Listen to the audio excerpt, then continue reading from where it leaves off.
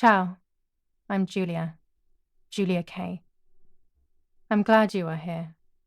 Nobody has visited me in ages. It's been years now. I must tell you my story, but I don't know where to begin. There is so much that I should start from my childhood, but my memories of these times are vague. I only remember the summer of 1929, when they sent me off to stay with my nanny.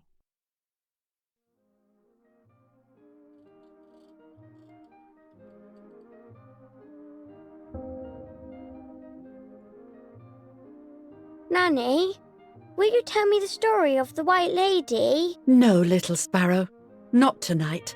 A fog is coming, see? Yes, I know that when it's foggy, the lady kills young women. But why is she so evil? You see, Julia, pain and suffering can make us do evil things, even if we're not actually bad. Just like soldiers have to kill other soldiers. I like the lady, I've decided, Nanny. She must be in so much pain. The poor dear. She still scares me a little, though. Soon I'll be a young woman, and she could kill me. Does she kill those who love her? Of course not. That makes me feel better because I love her. But what about Martha? Would she be in danger? Your sister is with your mother, so do not worry. Do you miss them? No. I mean, yes, I miss Martha a little, but I love spending time with you. Now, go to sleep, little sparrow. It's getting late. Okay, Nanny. I'll go to sleep and dream of the lady. Was she beautiful? She was beautiful. Yes, very much so. Then she'll be beautiful in my dreams. And will I be beautiful just like her? You'll be even more beautiful. Listen, Nanny. Since the lady won't harm me because I love her, and since you're not a young woman, could you tell me her story? Even if it's foggy outside. Please. Oh, please, then I'll sleep. I promise. Oh, all right. You always get your own way.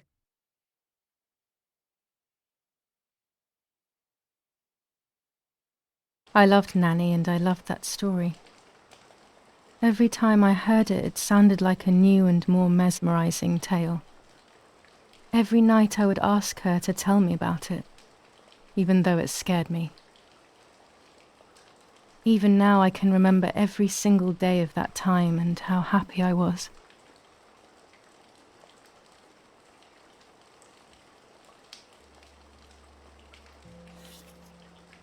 According to an ancient legend, the lakes of the area are haunted by the spirit of a young woman who was killed by the man she loved.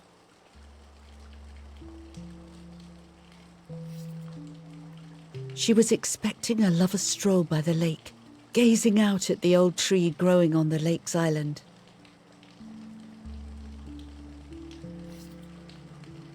So much hope and desire, but death, not love, was awaiting her.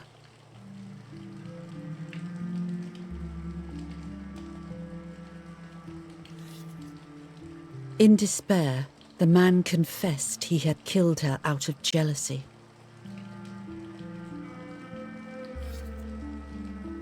So he was hanged on the small island, in the middle of the very same lake where he had killed the girl.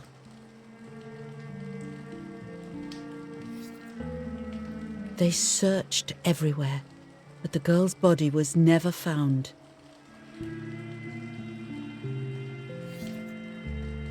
Since then, her spirit, known as the White Lady, has been imprisoned in the depths of the lake.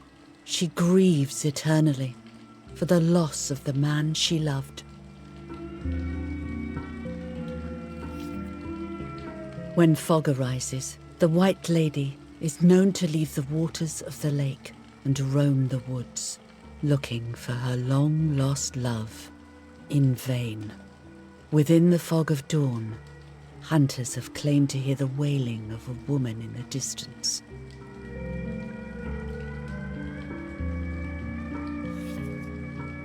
Every time the sad memory of the night she perished stirs in her soul, she takes the life of a young woman by slaying such a life in its youth, even just for an instant. The lady feels free from the burden of her pain.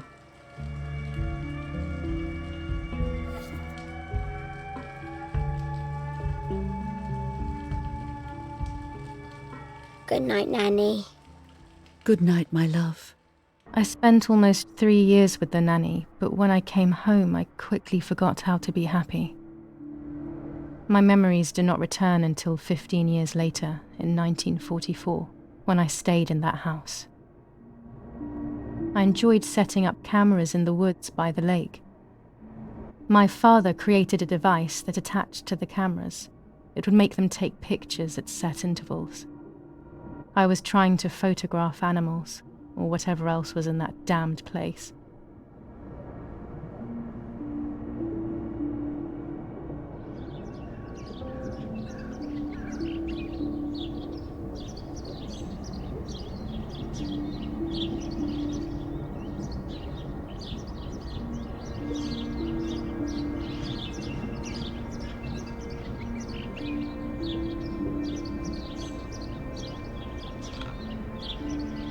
Reel off the film.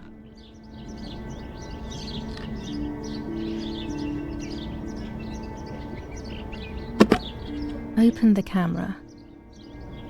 Remove the old roll of film.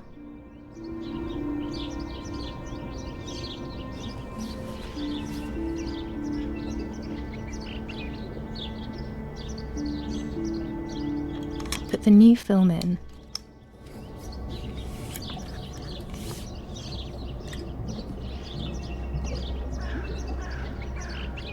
Close the camera. Load the film.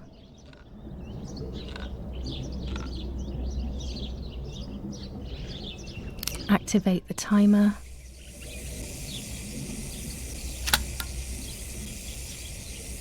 Almost ready. Now to bring the image into focus.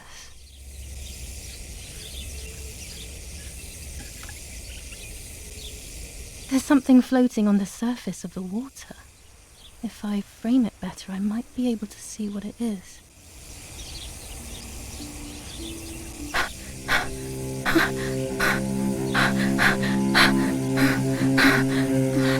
What? Is that a person? I must help them.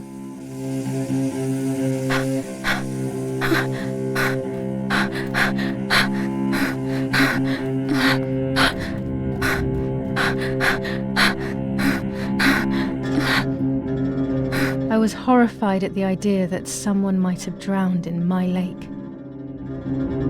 The lake was my world, where I would spend entire days daydreaming.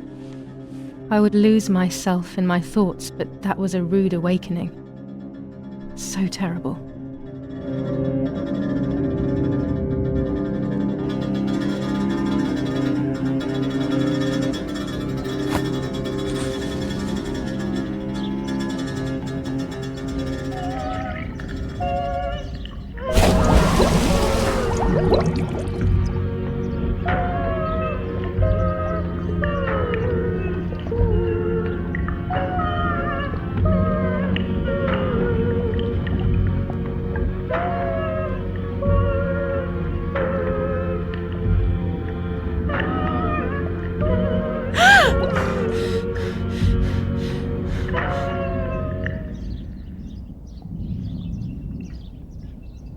I instantly noticed that the person was wearing one of my dresses. I was scared. I dragged that lifeless body as best as I could to the shore, trying not to drown myself. Only when I lifted her in my arms did I realize who she was. It was my sister, my twin, a part of me, dead. Impossible to comprehend. I was desperate. I didn't know what to do or to think.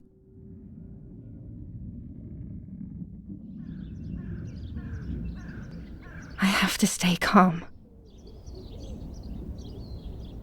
Martha is not dead. It's not possible. It's not true. There's no need to worry. Everything is fine. Everything will be fine. I have to stay calm. Martha, February 26th, 1923.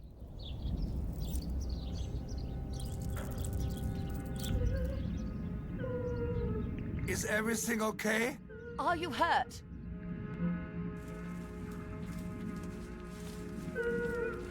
What are you doing? Go, Eric! Run! My parents ran towards me. My mother hugged me. She, who detested me, was now cuddling me. Her warmth filled me with life, and the pain became bearable. I felt protected. "Martha, are you okay?" she asked me, speaking slowly in order to let me read her lips. She thought I was deaf. She thought I was Martha. I didn't want the moment to fade, so I meekly nodded my head. I didn't realize I had done something that couldn't be undone.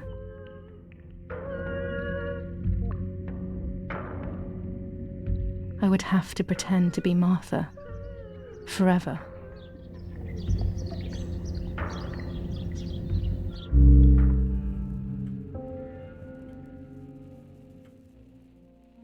O Lord, who gives life to the dying, let your sacrifice of love be offered for Martha's soul. Into your hands I also entrust my spirit, so that I may be reunited with her in perpetual light, to never suffer the desolation of purgatory. Please grant her eternal rest, O Lord, and may eternal light shine upon her.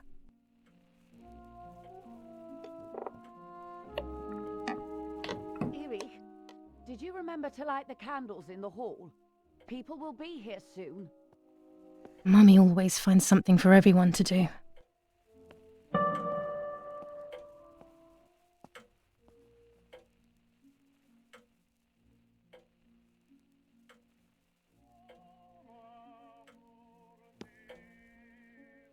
Daddy's oboe. We were preparing a really nice duet together. On the rare occasions he's at home, that is. Daddy, Mummy, and my grandparents. It seems almost impossible that Father is a soldier. Mother would have been more suitable if she wasn't a woman.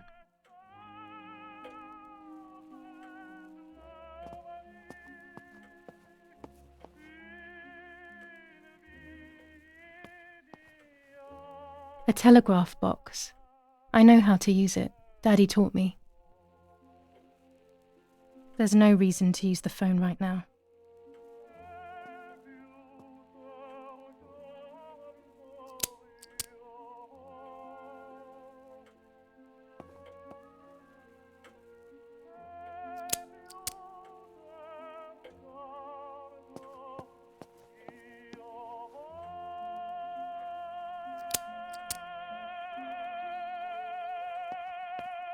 When you're done, can you come and get the flowers, please? Or send Martha if you like. Never a moment's peace. Even at a time like this, she can't sit still for a second.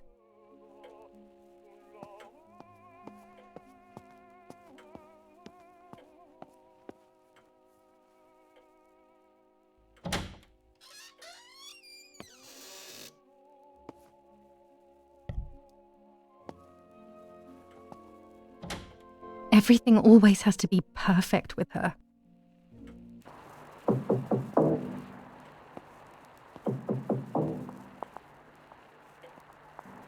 Parla Londra. Trasmettiamo alcuni messaggi speciali. Felice non è felice. E c'è stata la pioggia.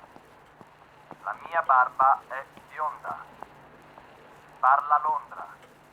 Abbiamo trasmesso alcuni messaggi speciali.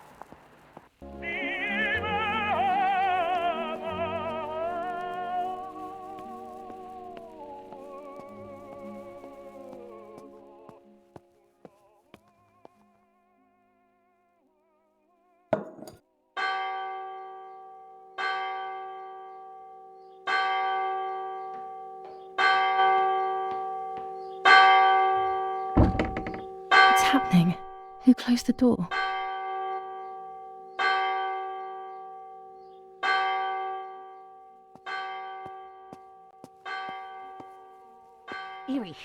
Erich, wake up! Do you think it's appropriate to sleep here, of all places? What? Yes. I must have fallen asleep.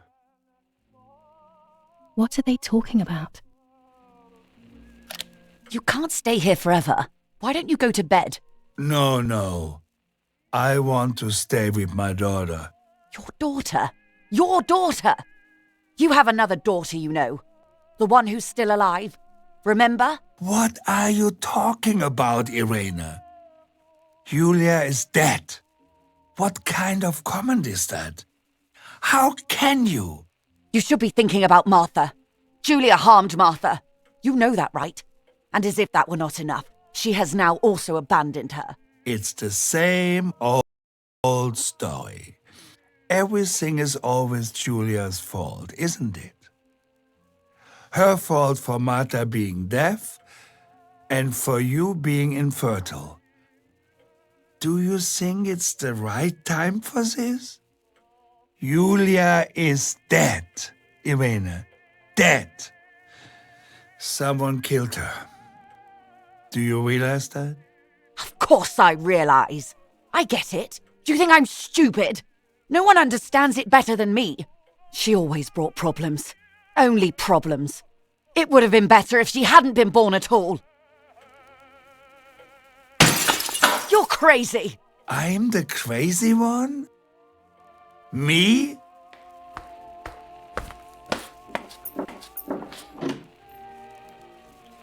They have done this to get at me, yes. Your death is all my fault. All I could ever do for you was hurt you, Julia. My poor, sweet, crazy girl. What will I do without you? What will life be like now? All the time I didn't spend with you. But now I'm home. We can go fishing together. We can take pictures of butterflies. No. We can't do anything together anymore, can we? Nothing. I miss you, Julia. I miss you.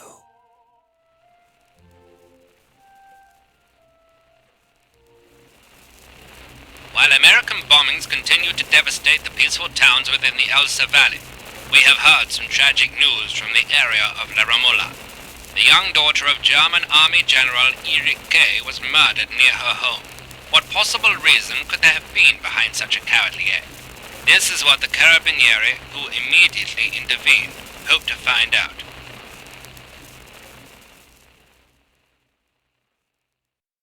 Mother didn't seem to suffer from the situation. All she cared about was that my death was so painful for Martha. But not having me around anymore must have been a great relief to her. At the end of the day, it was better for everyone that it was me who died, and it was better for me too that people thought that. But the guilt began to consume me. That's when I started having horrible nightmares.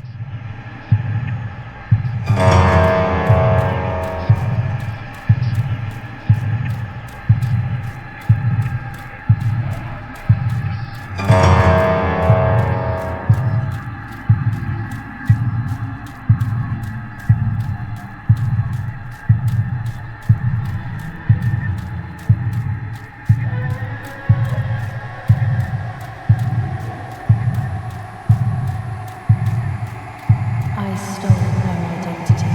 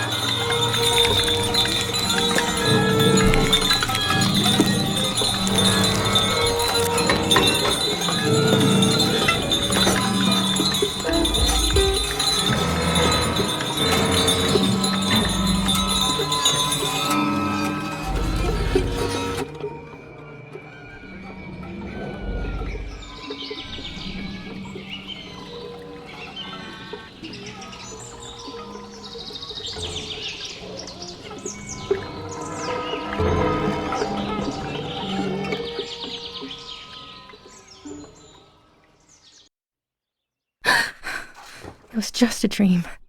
A horrible dream. That horrendous woman and the face of my sister. I wish all of this was a dream and my sister is just sleeping in her bed. Instead, her bed is empty and this is reality. This is Martha and me at the festival of the patron saint. It was only a few months ago, and now...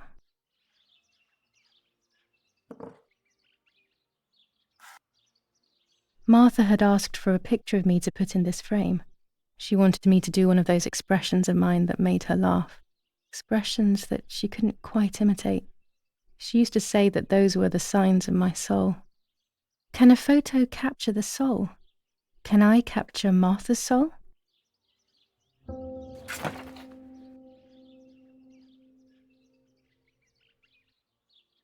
Scary fairy tales.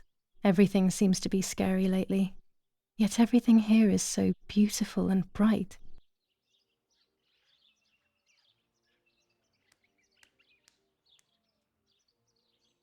This is Martha's trinket box. It could contain something that will help to figure out what happened.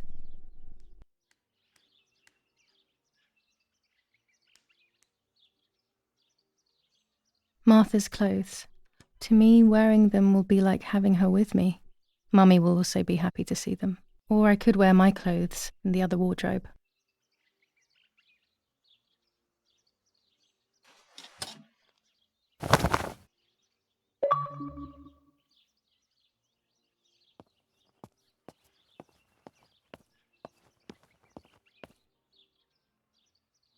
I always keep my trinket box locked.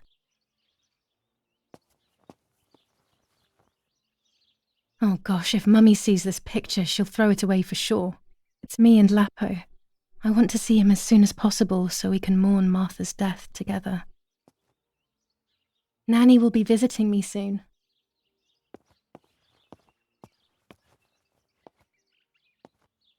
I'm already dressed. Everything I need is always in my bag.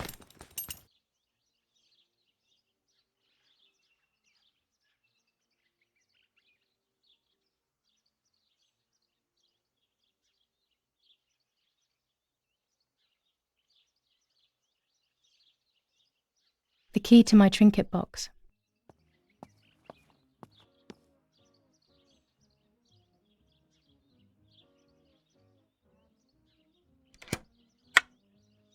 Here is my diary.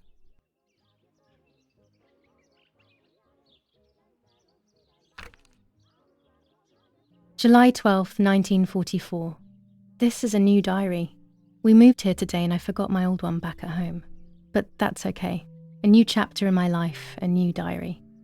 They say they brought us here for our own safety. Daddy, the war, and everything else. Nanny gave us her house and she went to look after the mansion. It's weird being back here after so many years. I remember Nanny telling me the fairy tale of the Lady of the Lake. It's one of the few happy memories I have from when I was little.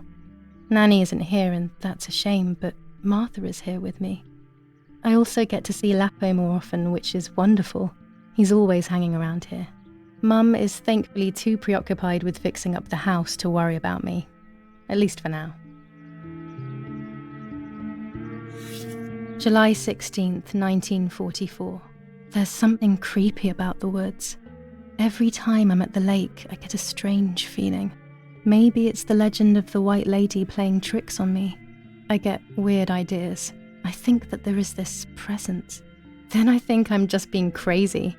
Anyway, crazy or not, I want to take some pictures. I'm not scared. In fact, I'd say I'm excited. I've made arrangements with Martha. She's coming to the lake with me tomorrow to set up 2 new cameras with timers, and we'll see what we can photograph. Not before a good swim, of course. To be honest, Martha doesn't like photography all that much, and recently she's gone off swimming too. But she does like spending time with me by teasing me. Then, when she gets bored, she disappears into her books, and I do my own thing. We feel right when we're together. Yes, Erich, I'll be right there. I'm just going upstairs to call Martha down for breakfast. Fine, but I'm not sure we should let her sleep all day. What do you think? What did you say? Okay, I won't wake her up. I'll just turn on her light. So when she wakes up, she'll know when to come down for breakfast. They really think I'm Martha and I can't hear them. I need to be careful not to talk, or I will be in serious trouble.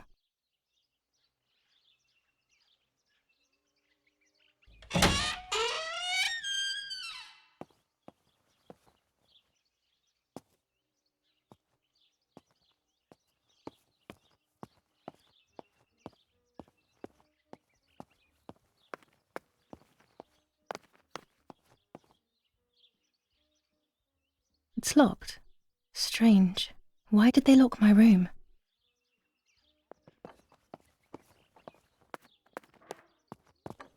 Martha's breakfast is ready. We can go. Yes. It's getting late. Did you leave the newspaper for Martha? You know how much she likes reading it. Yes, Irena. It's on the table, can't you see? And that camera, are you leaving it there? Yes, Irena. Can't you leave it there for a few more days? Do you mind? It was for Julia. I will take it away soon. I promise. The thought makes me so sad. Seeing it there is as if... I don't know how to explain it. All right. But let's go now. We have too much to do. We can't stay here all day talking. Mummy is right, though. Martha always read everything. It's me who will now read the newspaper instead. They'll be out all day. The funeral preparations will take them a long time. Everything is more complex with the war. Over the next few days, I will see little to nothing of them.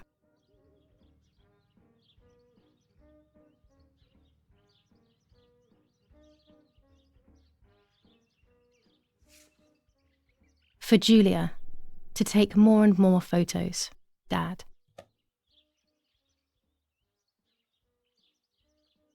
I can verify that the camera is still working by taking a photo. I could photograph a sparrow. There are so many of them out here. Chocolate, a privilege for few people in these times. There might be birds around the little wall in front of the house. I always put crumbs. Brutal assassination in San Casciano.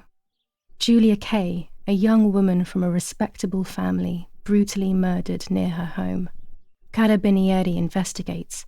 A possible political motive emerges. Martha was not killed by politics or war. She was killed by something much closer and much less clear. I will find out the truth.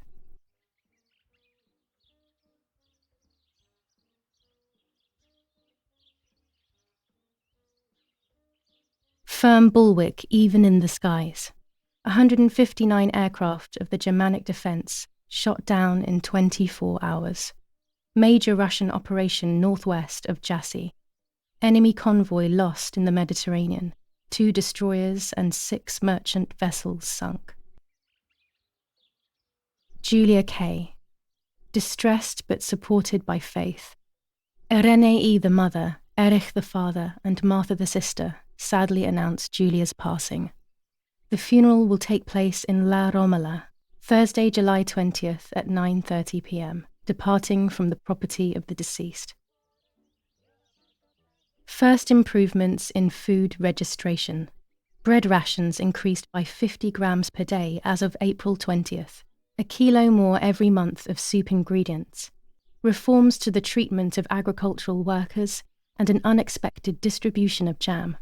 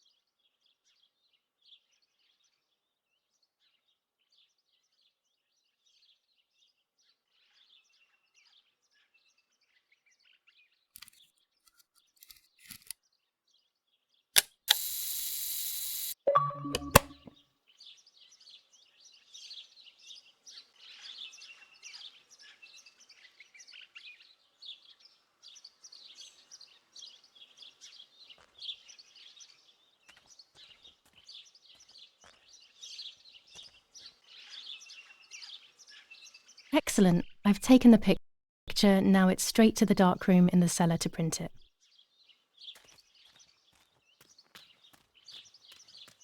Daddy recently became a general in the German army. He used to take pictures on the front lines, but now he gives me the materials to take photographs instead. Now that Martha is gone, only this camera can fix my ideas and my memories. I can't allow myself to forget.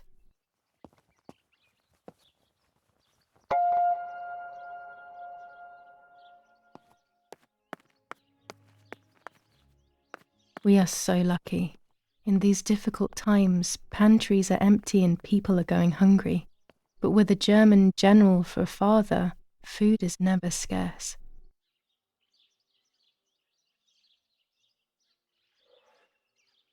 These could be of use to me. Mummy's sewing machine. She learnt how to sew because nobody else could do it to her liking. Mummy's medicine. Will they do her any good?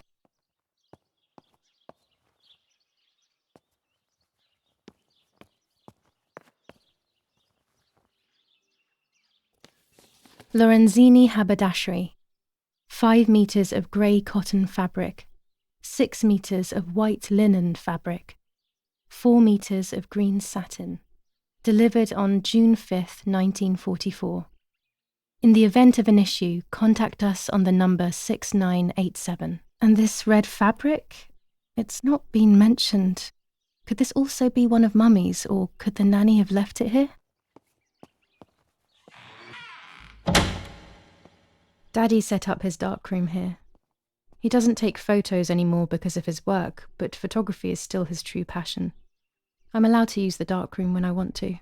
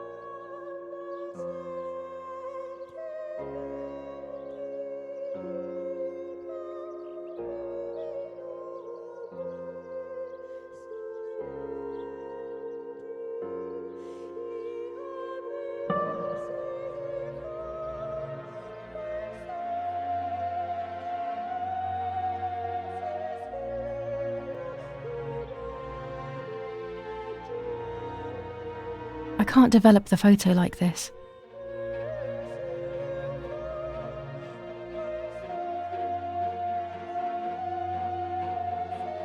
I can't develop the photo like this. I can't develop the photo like this.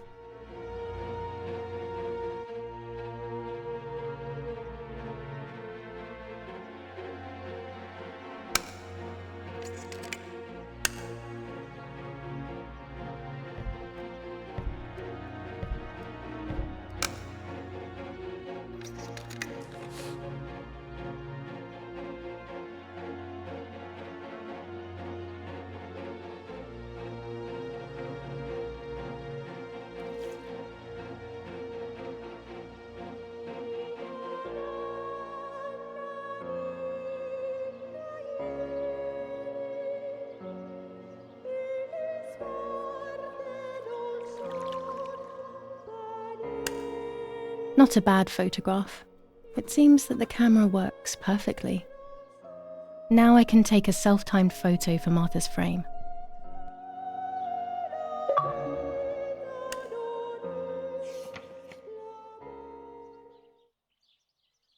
There are 3 baths when developing photos. The development bath, then the first rinse, and then the fixing bath. The second rinse is done directly in the sink afterwards.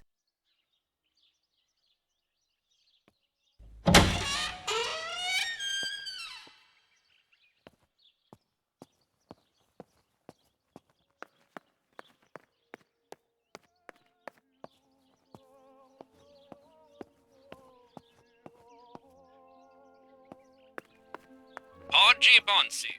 On the day of Saint Alexis, the battle rages in the city. Florence, July 15th, 1944.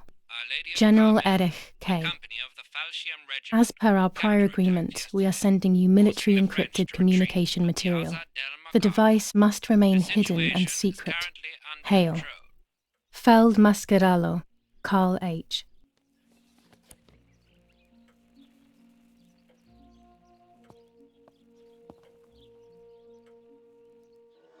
What the hell?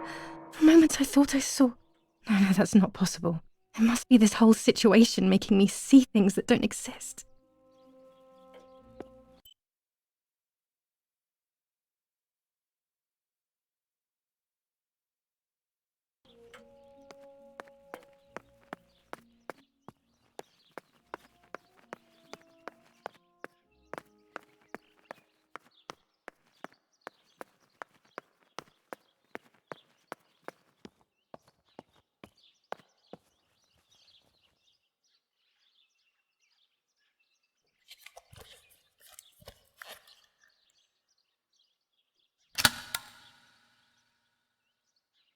Camera is set up with the self-timer.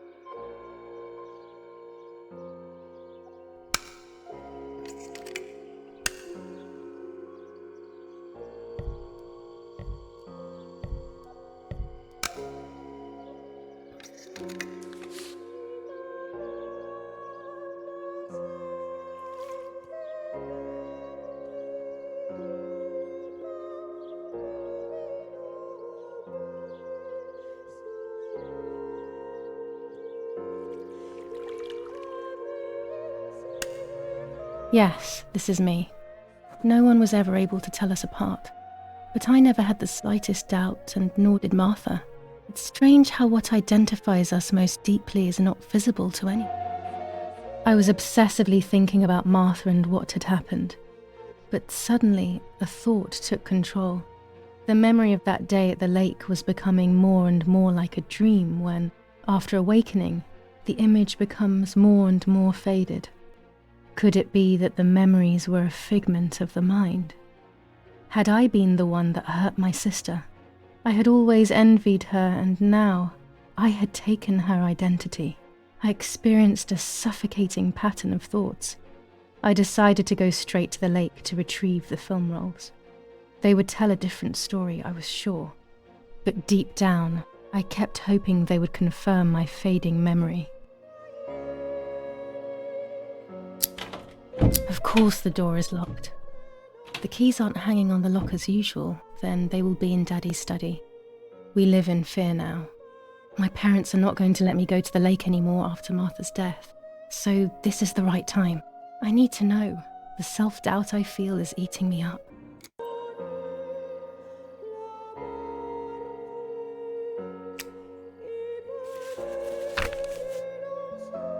July 18th. Everything has changed. I feel like a different person. The best part of me left with Martha. My enthusiasm, my desire to live, and the will to joke around. I find myself alone, left to my own devices, confused with no desire or expectations. I was handling the cameras at the lake and there was a floating body on the water. I don't remember what I was doing before. Yet another memory lapse. That lifeless body was Martha's, my sister. Mummy ran up to me and hugged me, thinking I was Martha and that I, Julia, was dead. I didn't correct her mistake, and now it's too late. If they find out I have been fooling everyone, I don't even want to think about it. I feel terribly guilty pretending to be Martha, pretending to be deaf. I took the photo for Martha's frame. I know it's too late now, and I felt incredible pain placing the picture. I said goodbye to her forever in that moment. I realized she was gone and there was no going back. I must do one thing for Martha. I must find out what happened. The partisans couldn't have killed her. That's just ridiculous. Lapo is my friend and he is one of them. He loved us so much. We know all of them, so it's just impossible.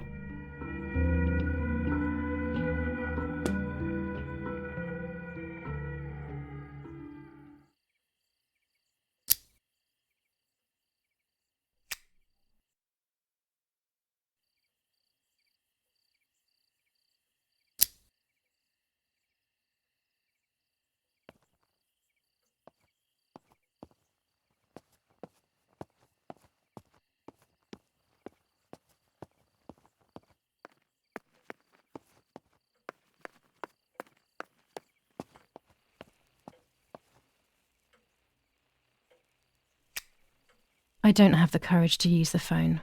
Not right now.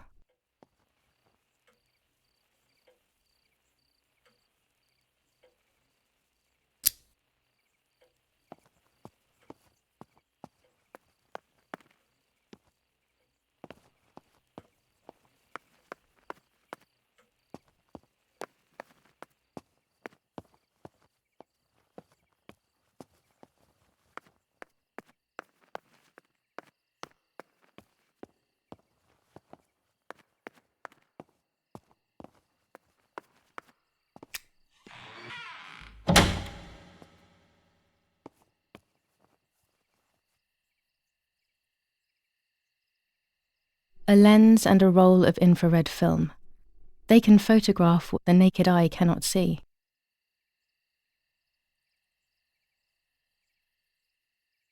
With this lens, I can shoot very close up.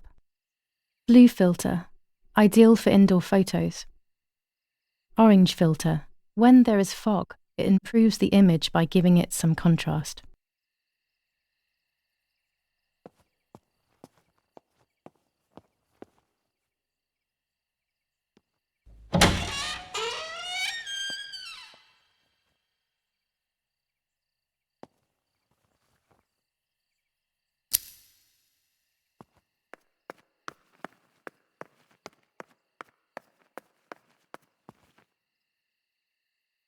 A tripod is necessary to take photos with long exposures.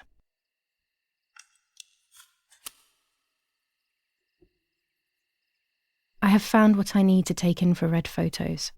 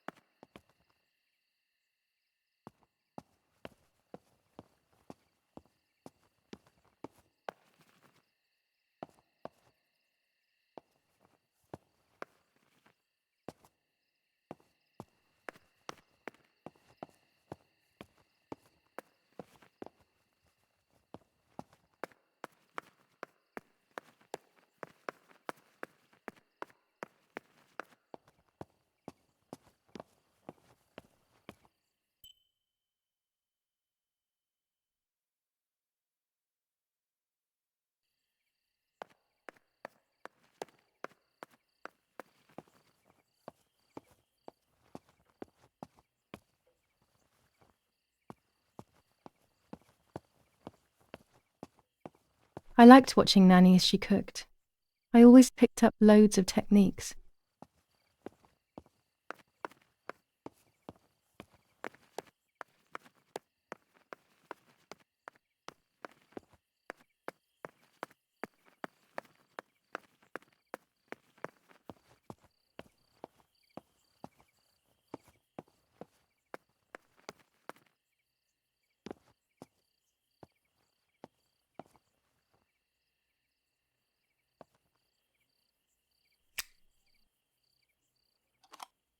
Here's the camera flash. Now I can photograph Martha even in the dark.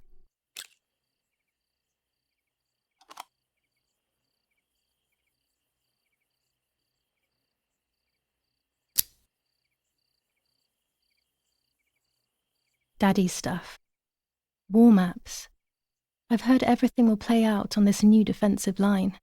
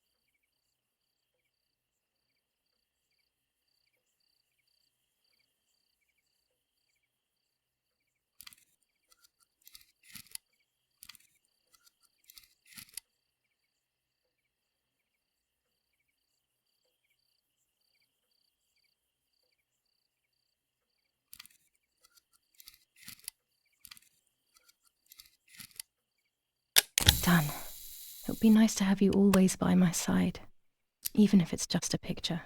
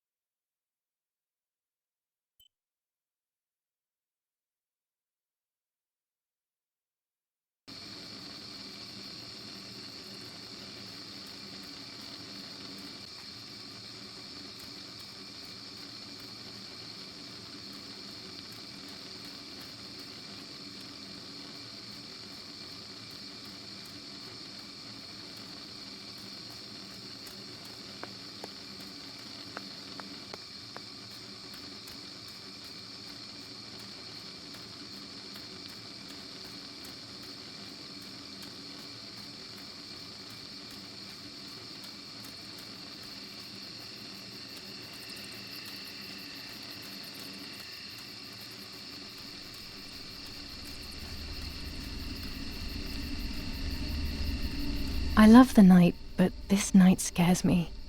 In the dark, I can feel all the harm I've caused. It's getting closer with each step. I feel it brushing up against me like a cold wind. I hurt Martha. The closer I get to the lake, the more certain I am of this. How could it not be? I killed her to steal the love that everyone felt for her but didn't feel for me. How could I have done such a thing?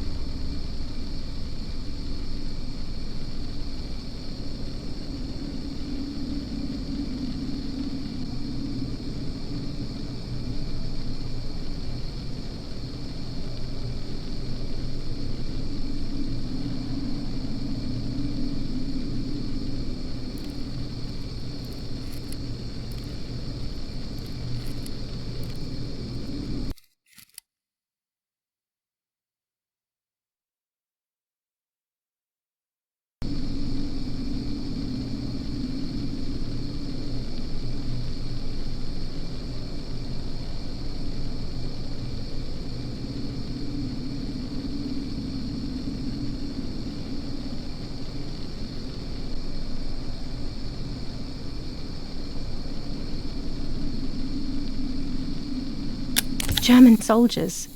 Daddy ordered patrols to be carried out near the house, but how could they have lost a helmet? God only knows.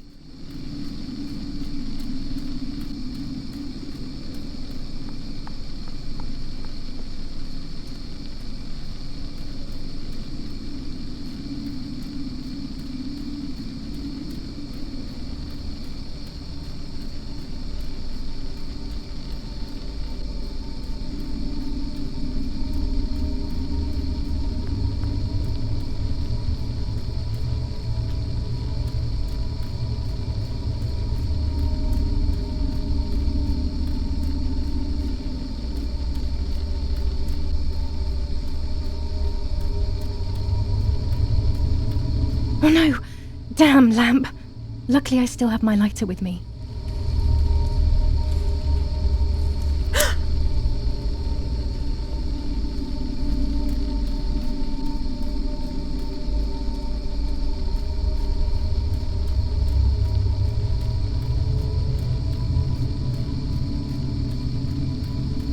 The cameras are somewhere around here.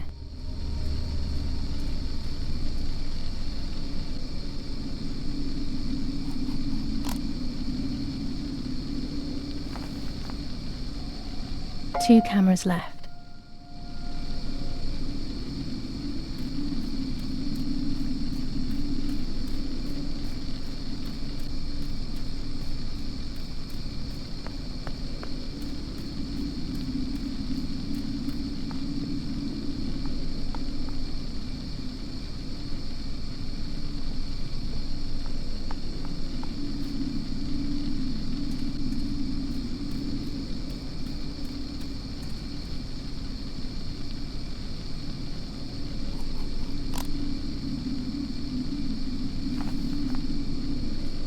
One more camera to collect.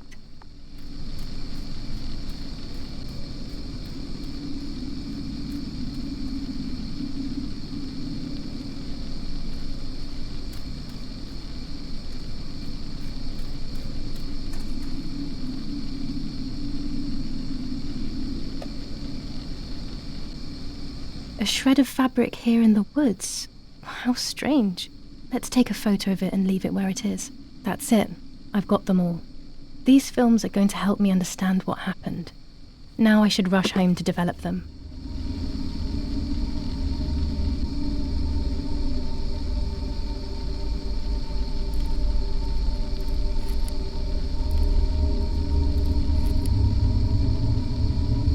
How could it have ended up here? It looks familiar.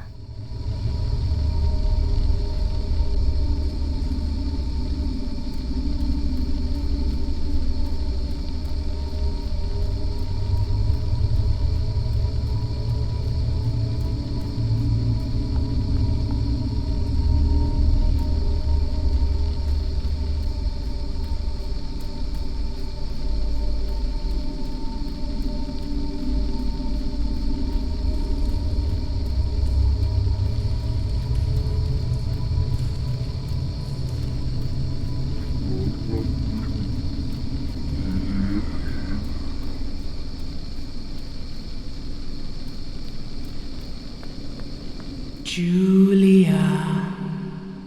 Julia.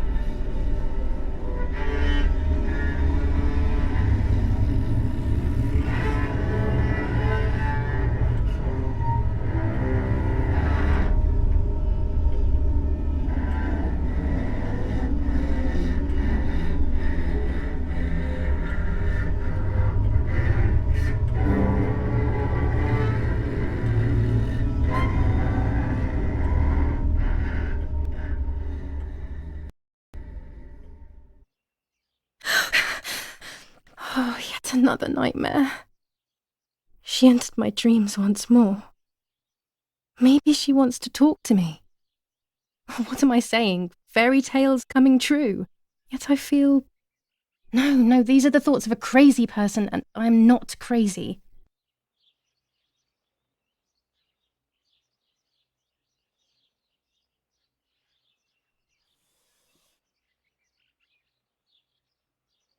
Oh, damn it, what's all this blood?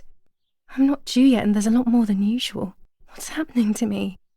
Am I going to be joining Martha sooner than I thought? I have to wash up and do what needs to be done. If I'm sick, I have little time. The truth awaits me. It must be hidden within those rolls.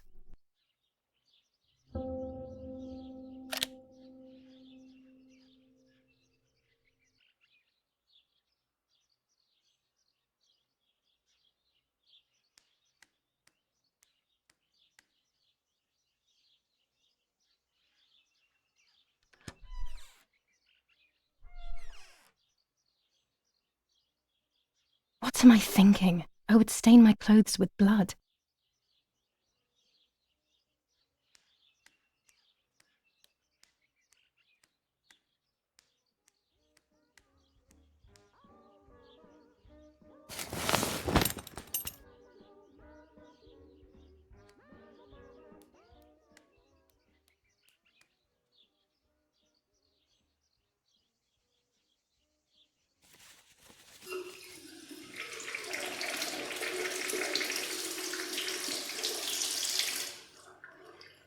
That's better.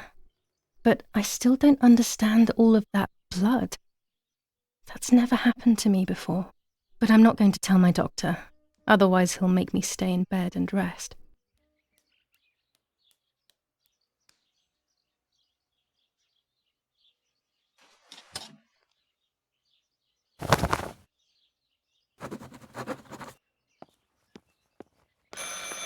It's very rude, but I could pick up the phone and listen to their conversation.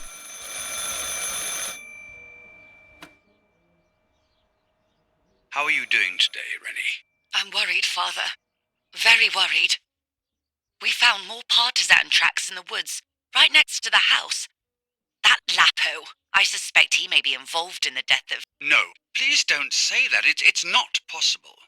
I know the boy and I don't... Father, anything is possible in these dark times. Anything.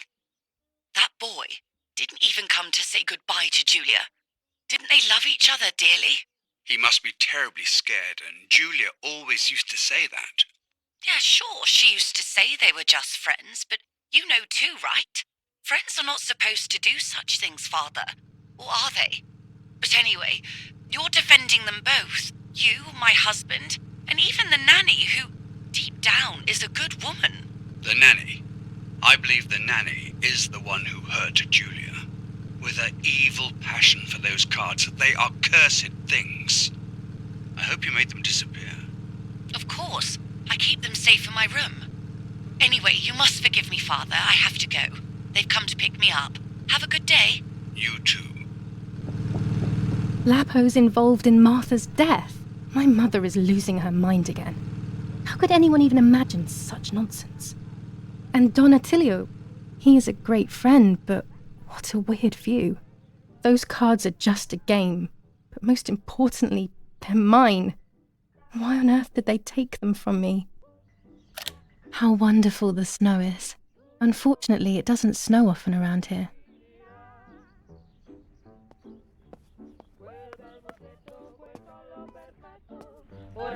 Following the dramatic news from the countryside, Archbishop Toccarelli will protest with the French in the city for the raping being committed by invading troops.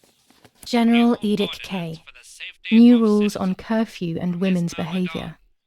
German command of S. Vincenzo Attori. Telephone number 1185. All windows, including cellars, house entrances and doorways, must remain closed. 25 ISO film. When the sun is high in the sky, it's perfect. Or, where these do not exist, churches and other large buildings. The patrols of German armed forces have orders to shoot at people who are on the street. The radio needs to be kept on at all times these days. It can save your life knowing things on time, especially before they happen. From this moment on, it is forbidden for anyone to leave their homes and walk the streets of San Cassiano. All windows, including cellars, house entrances and doorways, must remain closed night and day. The population are advised to stay in their cellars, or, where these do not exist, churches and other large buildings. The patrols of German armed forces have orders to shoot Dear Mother, people who are on the this is hard, but I have something to tell you. I found out that Julia is pregnant. Go to the lake tomorrow morning at 7 and watch her as she bathes. You'll see that her tummy is growing. Martha. What? I'm not pregnant. Why is everything becoming even more confusing? I'm searching for an explanation, but instead I'm left with more questions.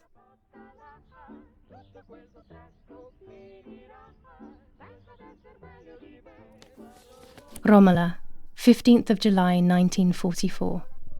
Dear Mrs. Irene, I'm writing to let you know that all is well here at the villa. Thank you for being so considerate and caring. I apologise for the simplicity of the housing you were forced to live in. I also locked the room where the little one used to stay as requested. I've left you the key. It is the one with the pink keyring. Try to stay safe. Best regards, Nanny. Why on earth did Mummy have that door locked? It was my room. What is she trying to hide? Pervertin again. I feel like these pills do nothing other than agitate her.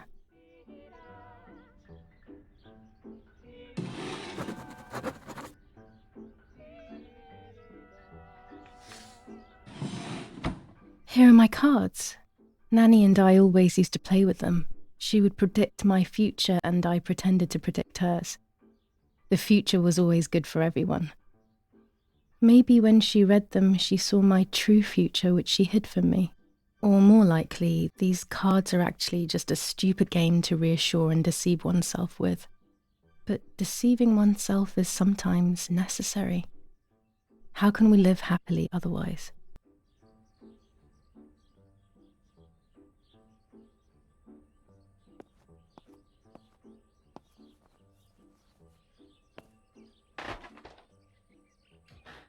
This is Mummy's jewellery.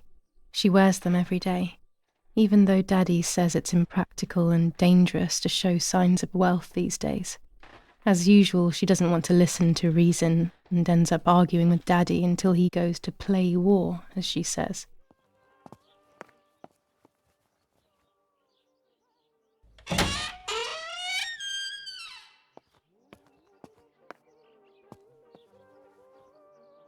As a child, when I spent those short years with the nanny, this was my room.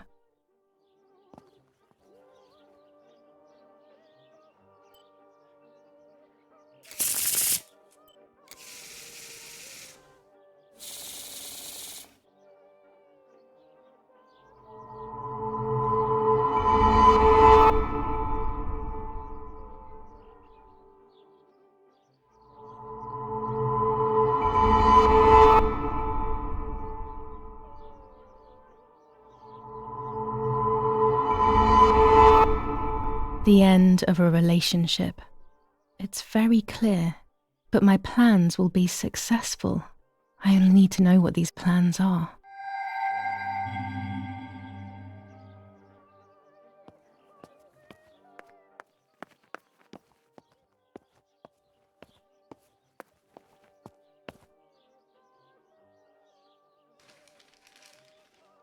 The Superior Commander of the German Federal Armed Forces announces 1. Whoever is in possession of weapons or explosives not reported to the German headquarters will be shot. 2. Whoever harbours bandits and/or protects them and provides them with clothing and/or weapons will be shot. 3. Whoever is aware of the existence of any rebel groups or even lone rebels without reporting them will be shot.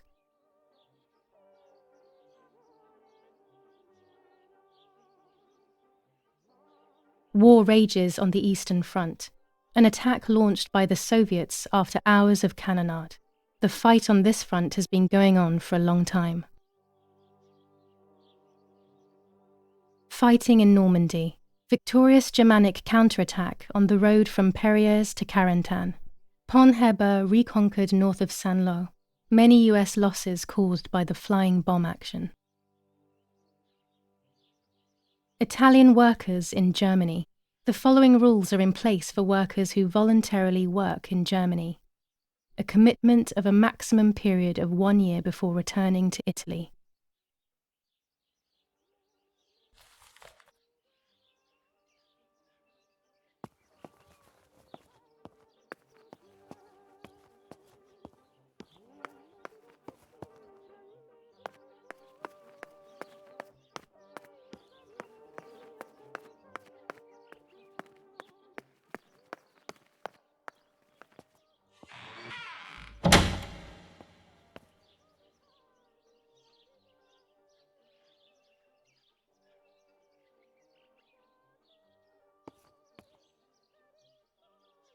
With this lens, everything gets bigger.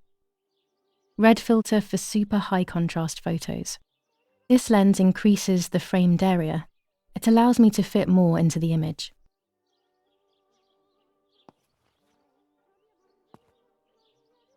I have to be careful and keep the volume down as I listen.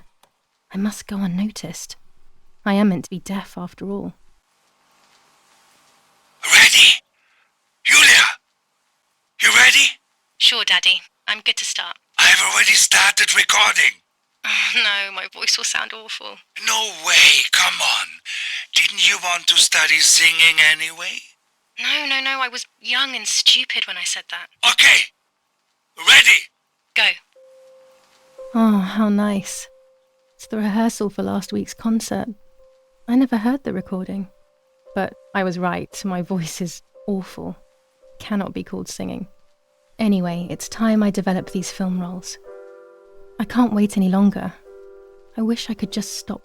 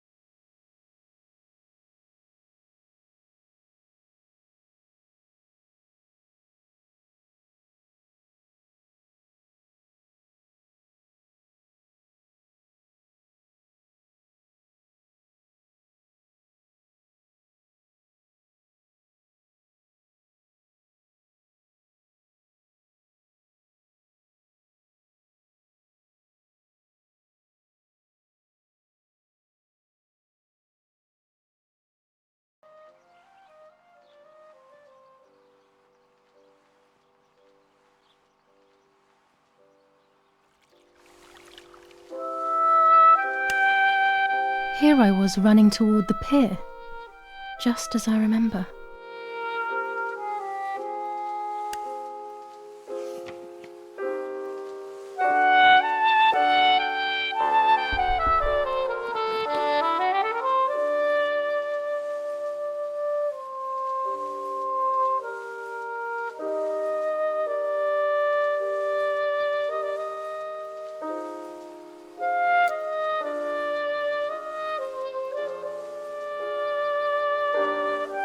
A photograph is both the present and the past, like a dead body. I don't know what I'm expecting. Maybe it's silly to think you can capture the soul of someone who has died.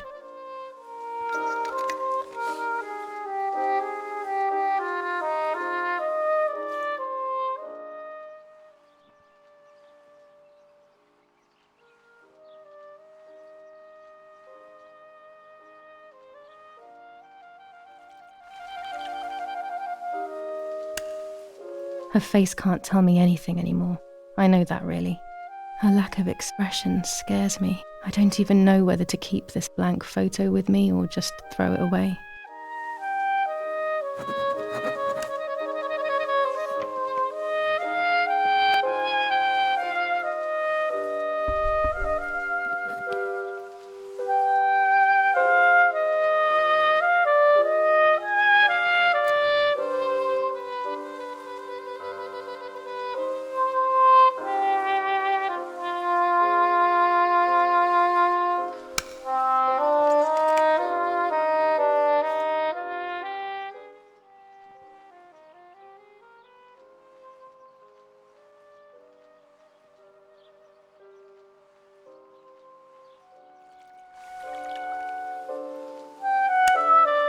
Yes, I've undressed and I'm about to dive in.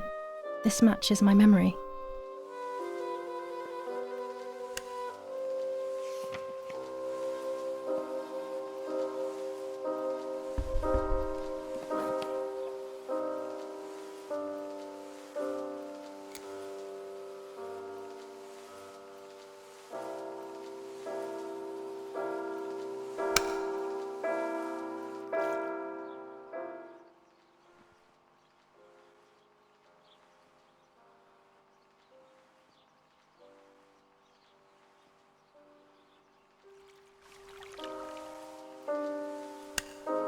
I'm carrying Martha to shore.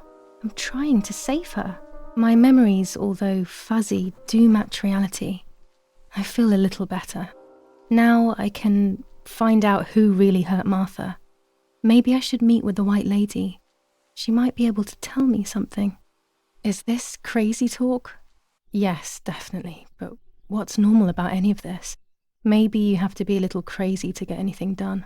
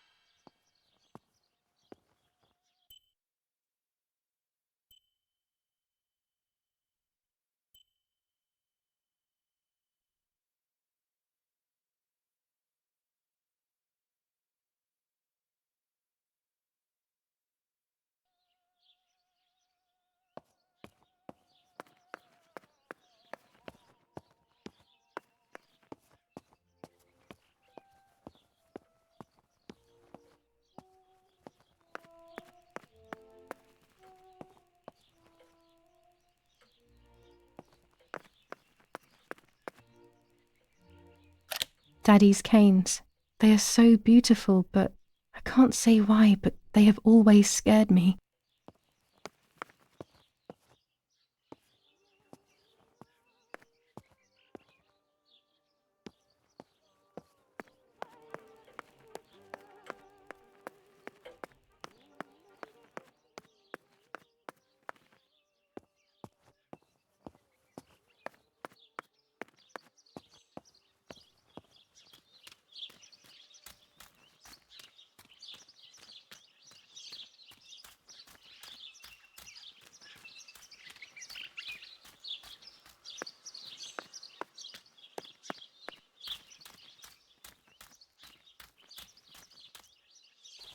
This is the centre of our farm, but since we moved here, it hasn't worked like it used to. Security matters, Daddy says.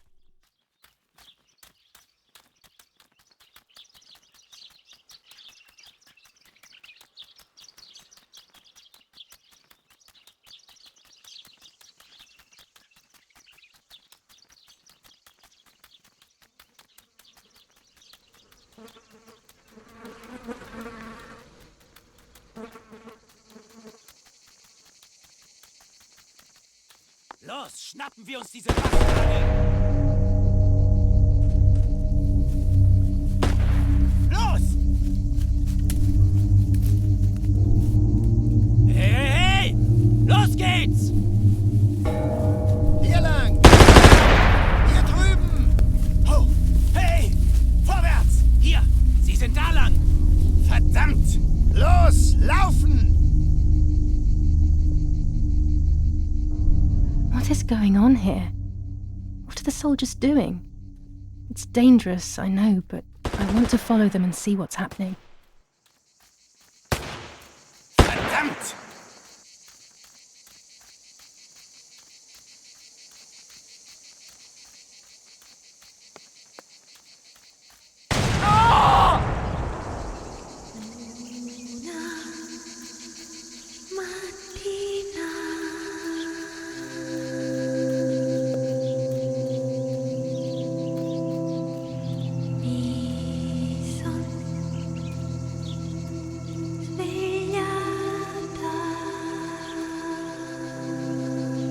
Oh God, please no. Lapo, my dear friend. What have they done to you?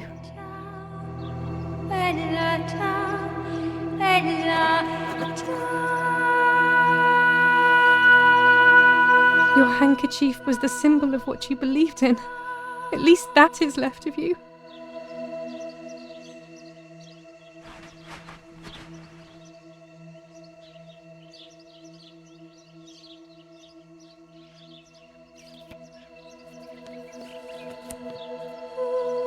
Dear Julia, are you surprised that I've addressed this to you and don't think you're dead? Everyone calls you Martha now, right? I know you too well. I can never understand why no one else can ever tell you apart. Not even your own mother and father. Martha is gone and I cannot reconcile myself.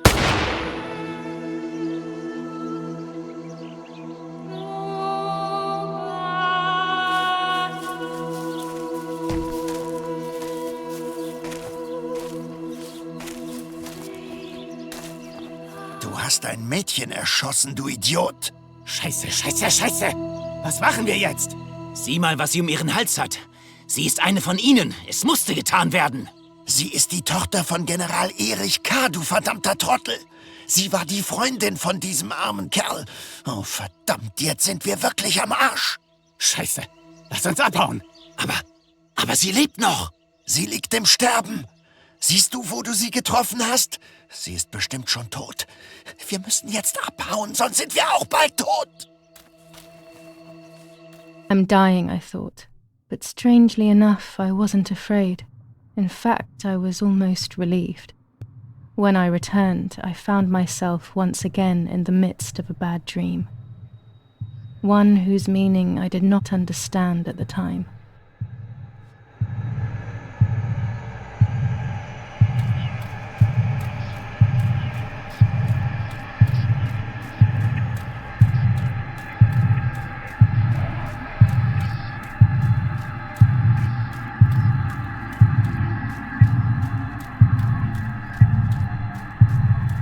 I give you back your appearance. I give you back your appearance. I give you back your appearance. I give you back your appearance. I give you back your appearance. I give you back your appearance. I give you back your appearance. I give you back your appearance. I give you back your appearance. I give you back your appearance.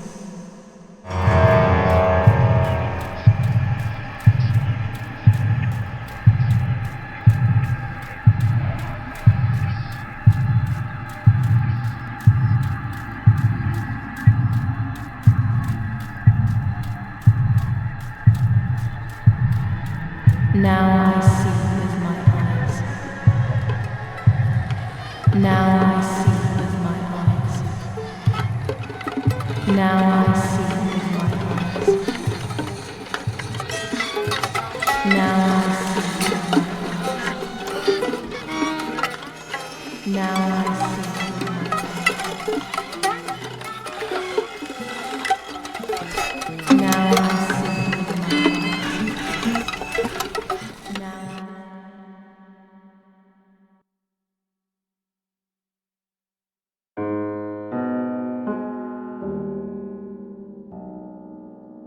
Two sisters were destined to die. Julia, the first sister, and Martha, the second. On Julia's day of departing, identical twins stood before me, impossible to tell apart. They questioned my presence, since they were still so young. Julia must come with me, I demanded, but they both claimed to be Martha. I explained that Martha's fate was soon to be the same, and their games were useless. I didn't have time for it. The war was keeping me busy. But they didn't concede, and instead kept insisting. Can we follow you together? No, impossible. Are you sure Martha will die too? Nothing is certain in wartime. What if the wrong person went with you? Then you would have cheated death. One would die unjustly, and the other would simply be delaying her fate. They discussed amongst themselves, then hugged before one of them came forward. She stared in a determined, almost threatening manner. I guessed it was Martha sacrificing herself, giving more time to her sister. But I stayed silent, not to reveal their failed deception. No one lies to the face of their own death, so I asked how their choice was reached. We drew lots by throwing a medallion, she said quietly. They had trusted in fate Oh, how naive they were.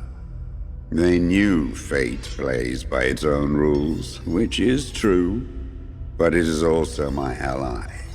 Fate never would have allowed the wrong girl to follow me. In that case, my work was done. She must have been Julia. However, little to my knowledge at the time, that blasted medallion had the same name engraved on both sides. Martha's. So, my first assumption was correct. They were too damned smart, and had fooled both fate and me. One thing is for sure. I'll put things back where they belong. I will correct my ignorance and give fate back its blindfold.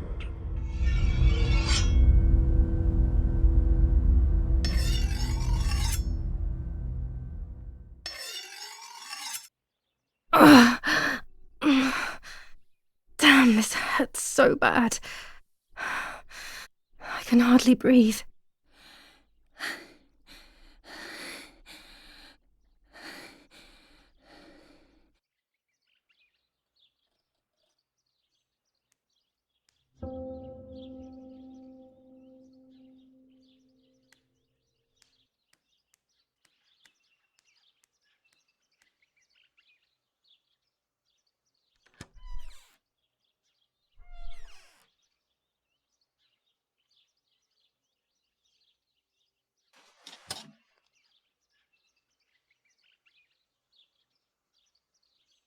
I would like to spend a moment with my sister, just me and her alone, before people arrive for the funeral and then take her away. No, my bag is not here. My diary. Lapo's letter.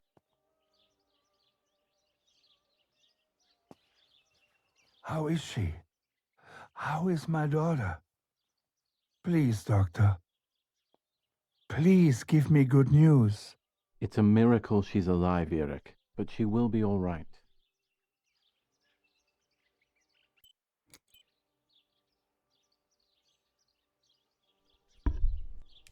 The bullet passed right by her heart and exited her chest. Unbelievably, it missed her lungs, spine, and heart. She could have been paralyzed or died, but thankfully, she's fine. I examined her thoroughly. She didn't even lose that much blood. She was lucky. And you were lucky, so to speak. She was lucky that my wife went for a walk in the woods. Otherwise, she would have bled to death, yes. I don't know what to say. All of this, it's too much. So much death and suffering. Nothing more. Don't worry, Eric. She's young, so she'll recover quickly. I'll be here all day anyway. Thank you, doctor, for everything. Do you mind coming with me to pick my wife up from the cemetery? The funeral will start soon in the chapel. Of course not. Lead the way. You know, with all of these preparations for the funeral, Irina wants everything to be perfect. It's her way of coping, so she doesn't have to think about everything going on. She is a woman who has suffered so much. Maybe too much.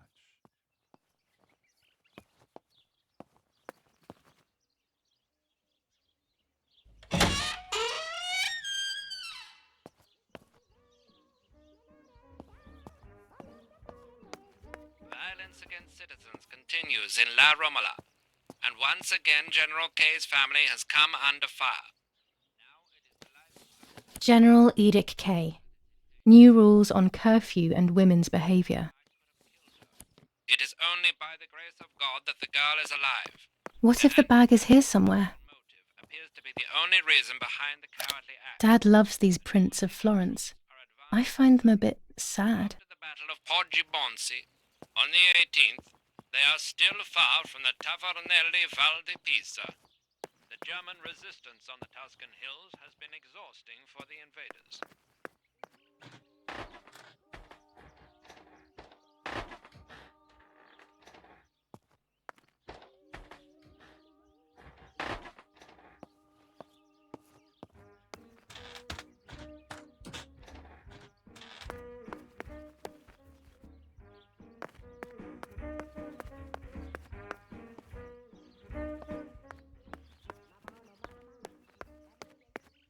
There's my bag. Thank God.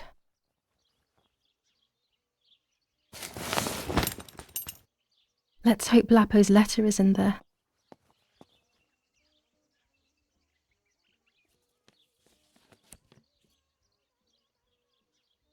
Dear Julia, are you surprised that I've addressed this to you and don't think you're dead?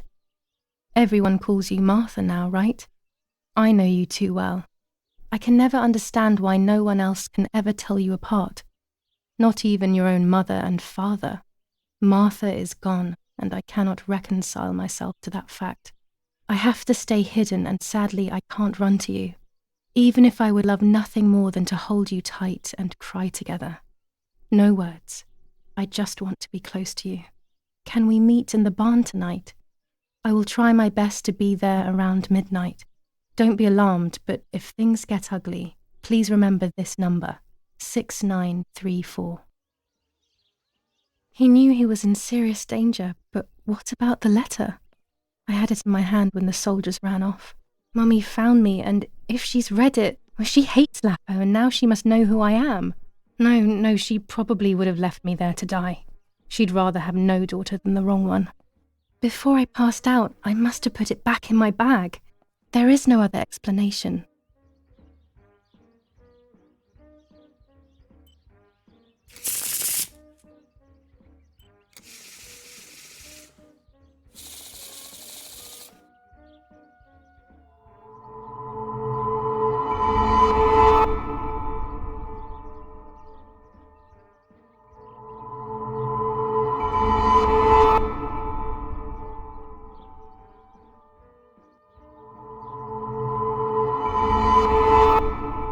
I have to see beyond appearances.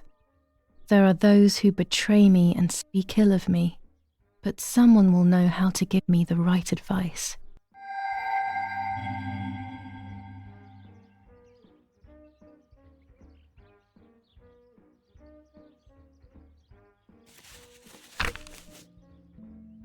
July 19th. I retrieved the cameras at the lake, but I had convinced myself that I was the one who had hurt Martha.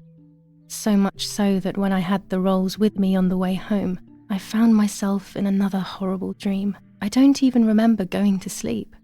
As soon as I woke up, I developed the film. The photos confirmed to me that my memory of that night was correct.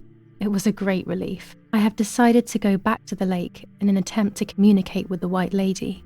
I know it's a crazy thought, but I can't get it out of my head. I need to know what happened to Martha, so I must pursue every possible avenue, even the path of insanity.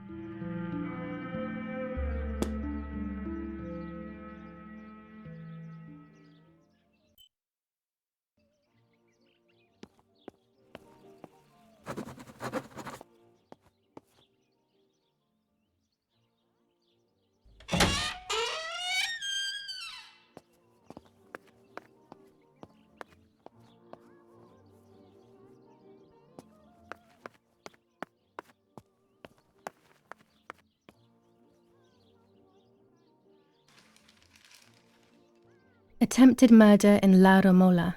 After the murder of Julia Kay, today her twin sister is the victim of another attempted murder. The condition of the young girl, found by the German troops, is no cause for concern. The political motive behind this is becoming all the more clear. But that's not what happened.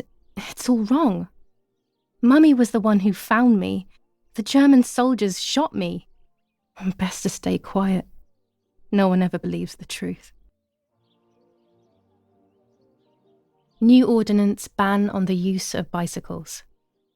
Over the last few days, cyclists have once again shot at members of the Italian armed forces and at civilians in the streets. The offenders will be punished in accordance with German martial law. Even in Florence, the war is beginning to be felt. Supplies are starting to run out. Bread may only last a few more days. Prices are rising dramatically. Meat can now be found for 100 to 140 lira per kilo. The gas has been cut and there is no coal. The Battle of Tuscany. German operations in the Livorno area. Extremely violent fighting in the streets of the city.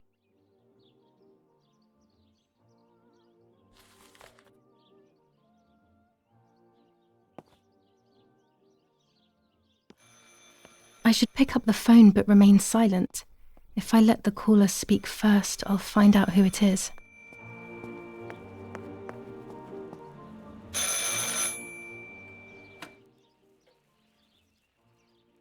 Hello? Mum? Can you hear me? Is there somebody there? Mr. Eric? It's the nanny. I can confide in her. Nanny? Hello, it's me. What? Hello? Oh my lord. I must be dreaming or something.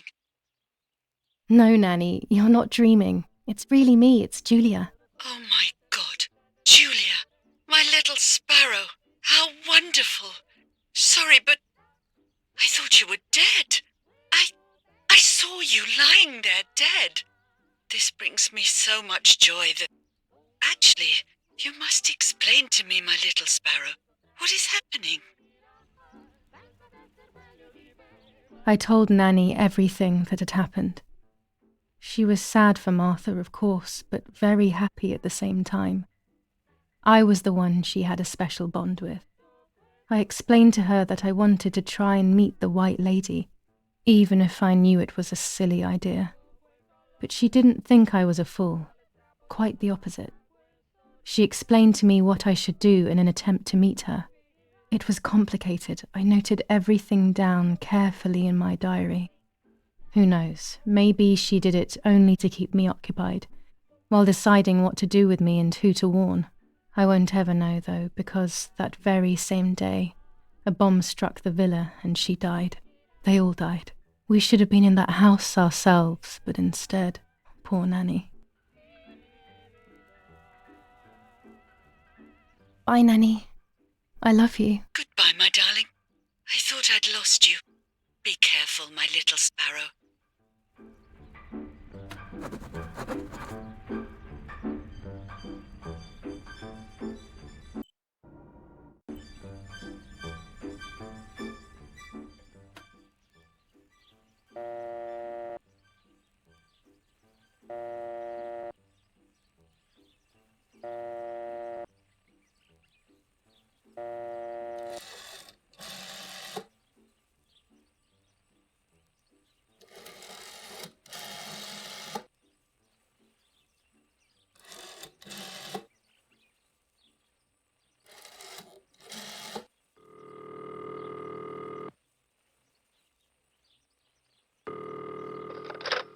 You've called this number. Damn, Lapo must be dead then. Rest in peace, fair comrade. Yes, Lapo is dead.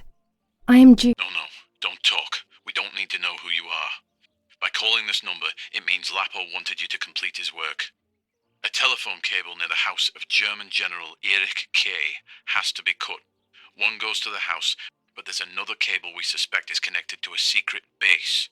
That is the one that has to be cut. If you see any German vehicles around, let us know immediately. We won't use this number anymore. It's dangerous. Use a telegraph. That will be safer. I hope you know how to use them. Otherwise you'll have to come up with something. This is important. Frequency X. Before the message, telegraph, town on fire to identify yourself. Long live the homeland. Long live the liberation. Should I sabotage the cable and become a spy? I don't know. My father is German. It would be like betraying him even though he himself hates this war.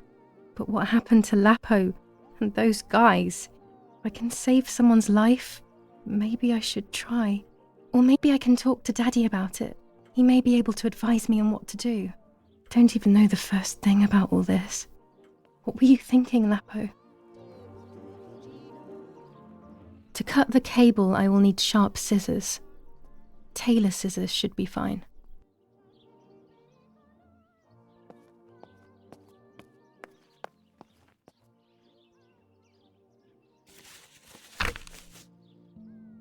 Now I know what must be done to meet the lady. Nanny has explained everything to me. I must try to meet her early in the morning when it is foggy, or all will have been in vain. That's what the legend says. This is what I need to do. 1. I must re-invoke her loss by putting her into contact with her lover. To do this, Nanny said to look for his grave in the woods, but there are so many. Daddy always said that infrared photos can see what the naked eye cannot. Maybe then they also see ghosts. There wouldn't be anything strange about that now, considering I'm trying to contact one after all. How crazy. 2. A part of me needs to enter her world. A lock of hair would work, so I'll need scissors to cut some off. 3. I will need an object that connects her world to mine. I don't know what to do for this yet. Hopefully something will come to mind when I least expect it. 4. To communicate with her, I will need to use my tarot cards. I will meet with the lady on the island where her lover was executed.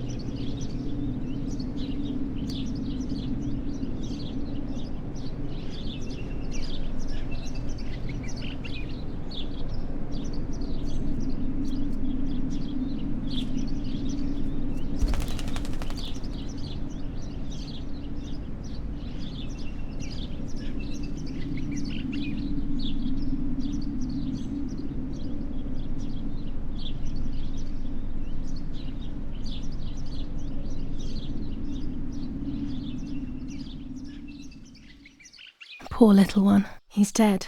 Poor little guy. His place is by Martha's side.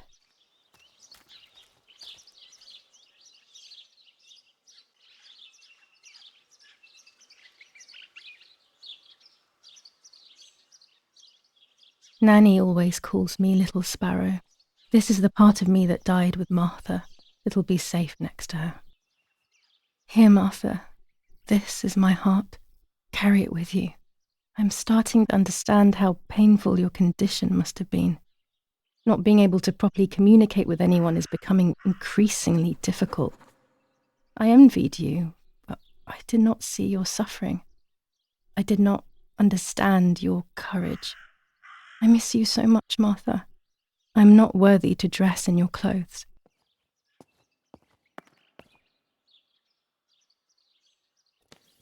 Commune of San Casciano, Province of Florence. Death certificate. From the Register of Death Certificates of this commune, number 174, part 3, series 12 of the year 1944. It is certified that on the day of the 16th of July of the year 1944, Julia K. has died, resident of Villa Perchabaya, born in La Romola.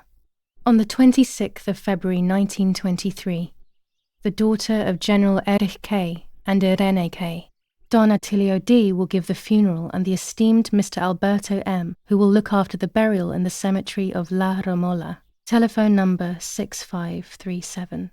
The official state civil service. General Galeazzo T.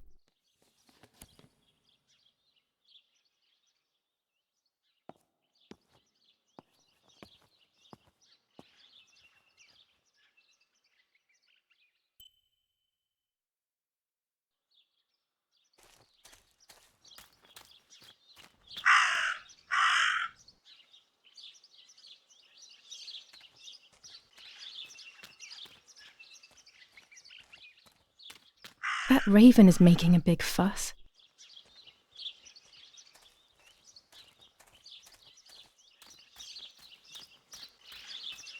Maybe it's the same raven that killed that poor sparrow.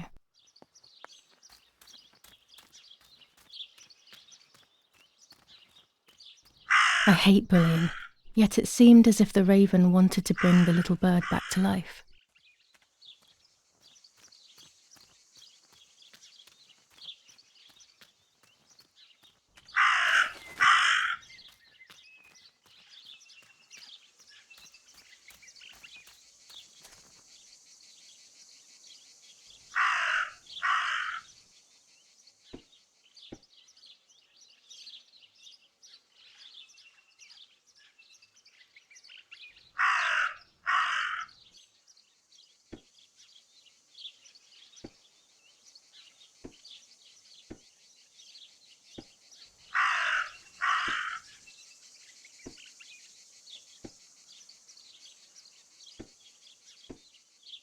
I don't think this is the right pole.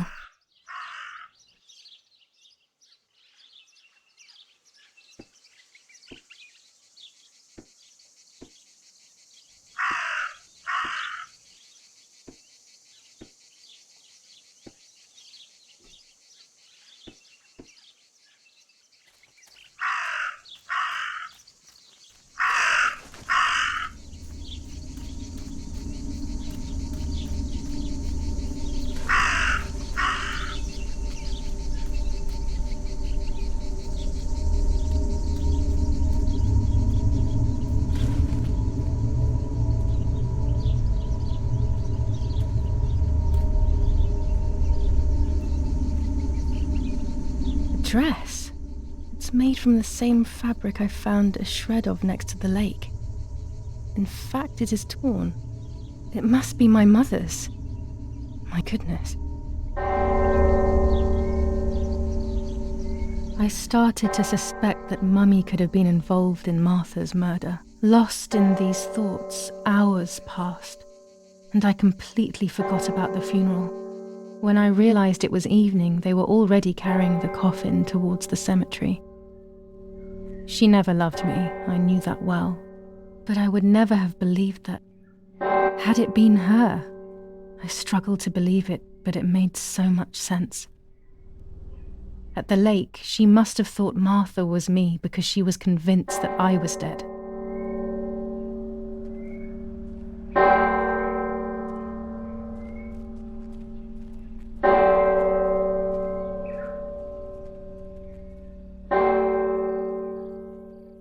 When the funeral ended, I felt an irresistible urge to play. I loved music. I started playing without thinking about the possible consequences. I didn't care anymore. I needed to feel alive, to exist again.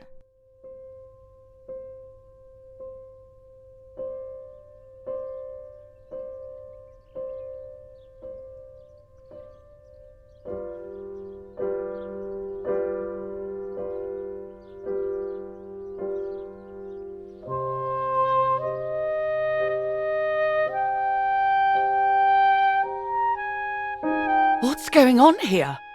Julia? Is that you? No, it's not possible.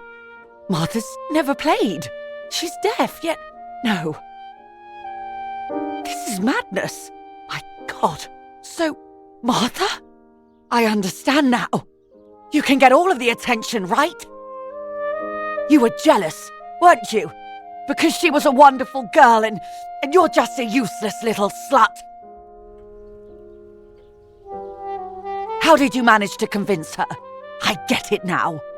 But she talked to me. No, it doesn't make sense. I will have you locked up in an asylum. You hear? That's enough. You will pay for what you've done, you cursed lunatic. They will torture you to reveal the monsters in your head.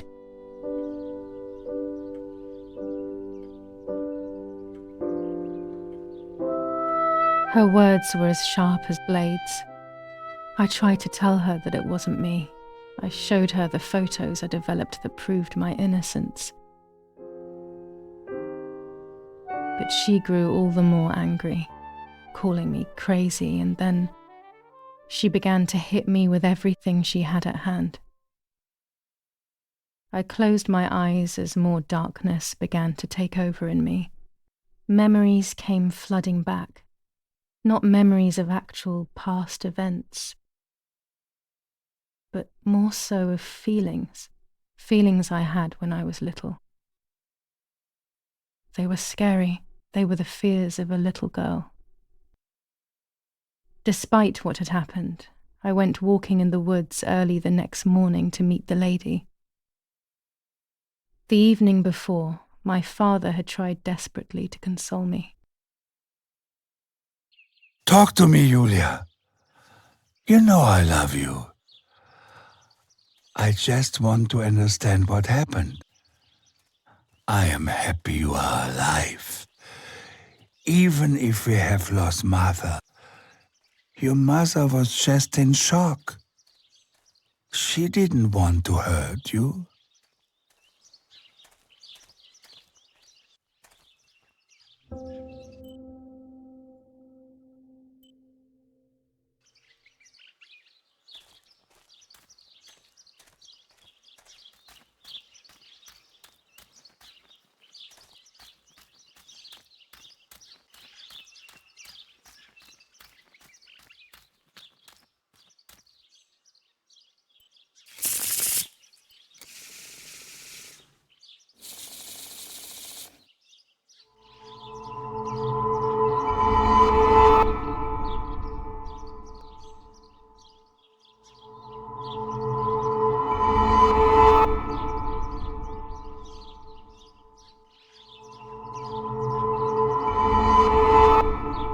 I will succeed in the end. I'm going to enjoy what I deserve. But uncertainty and resistance to change are making my life very difficult. I don't know what I'm hoping to find, but what else can I do? I will hopefully see if one of these graves is hiding something. I hope that the infrared film will show me.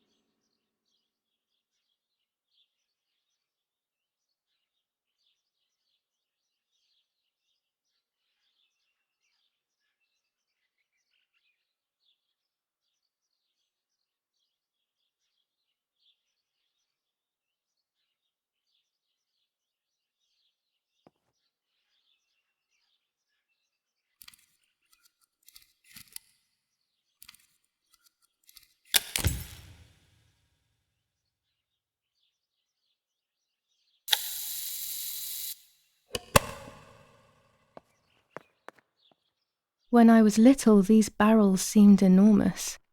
I thought I could live inside one.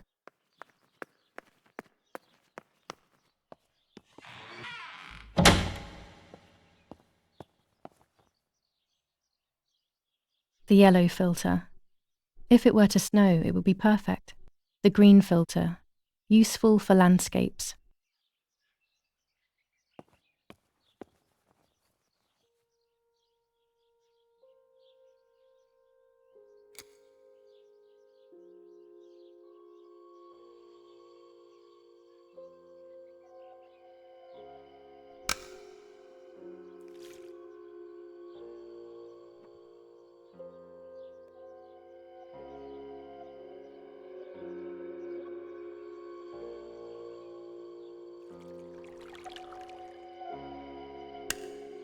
There's the grave I've been searching for, and the spirit of a prisoner.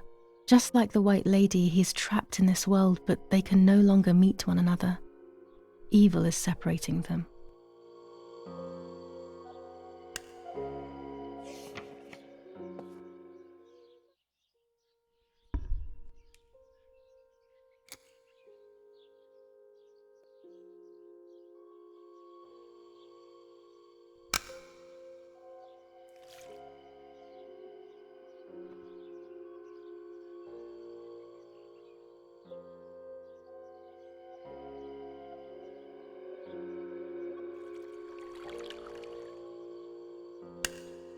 What is this, a joke? Maybe someone wrote on the film? Also, what does that even mean? Light, like divine light? Something to do with religion, maybe?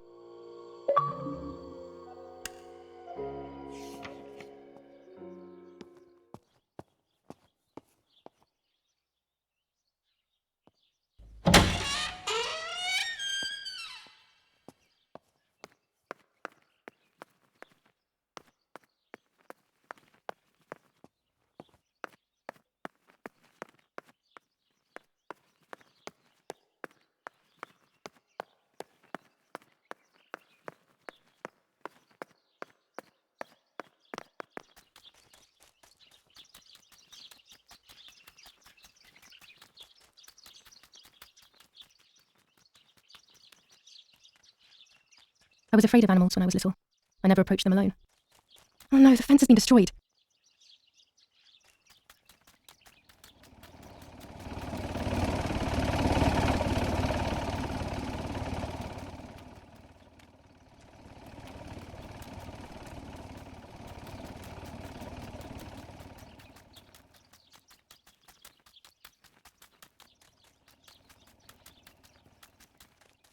Nazi fascists at the stake. What?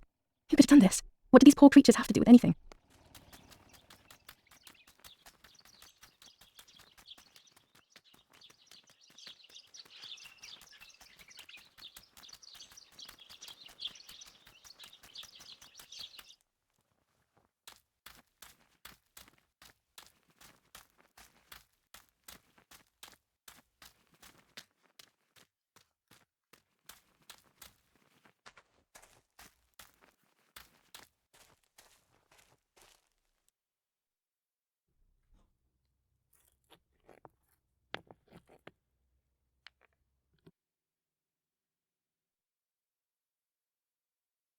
If I wear this, it should allow me to make contact with her.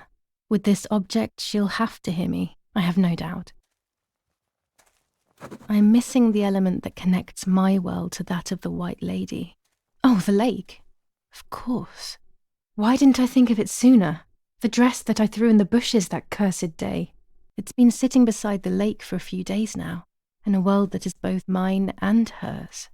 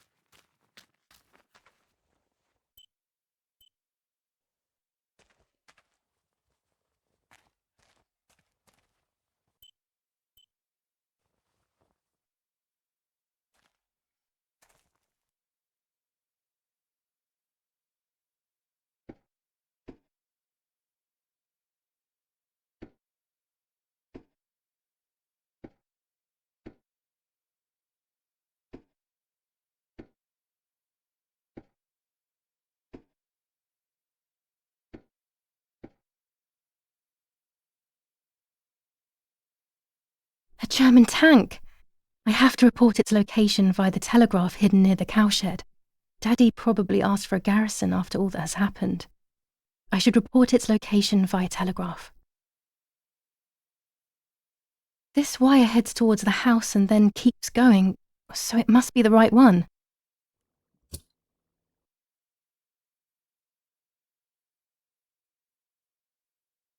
Now all that remains is to go to the telegraph near the barns.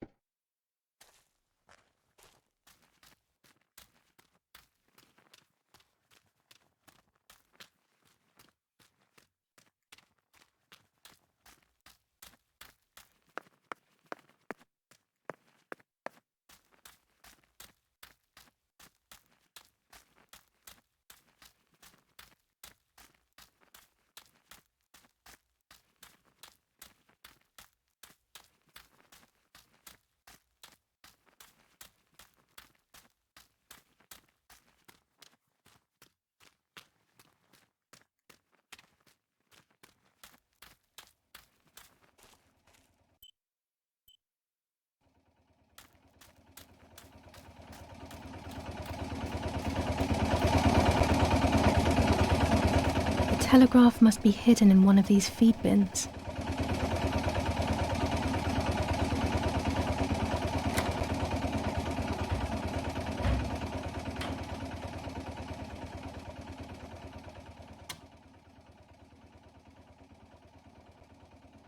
I have to start every message with the code word. I saw the tank on the road, and the road is near the house. I guess I have to communicate something like that.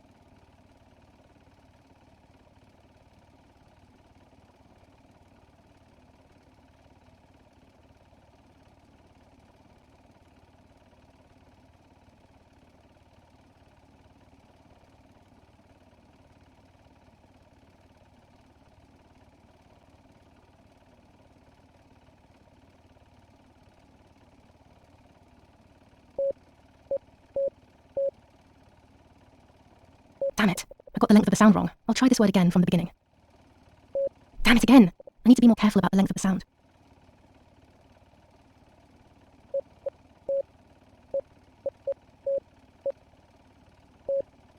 No, another mistake. I need to focus more and think less.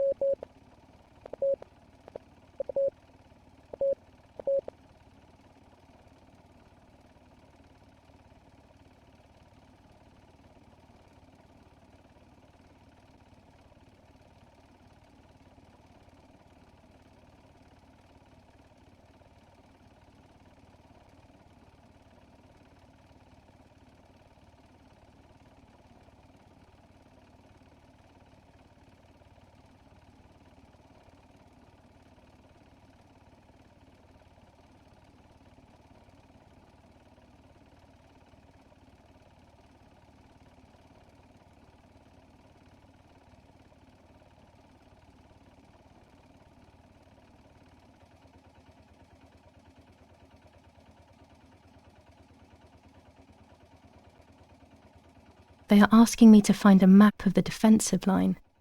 There is one in my father's study.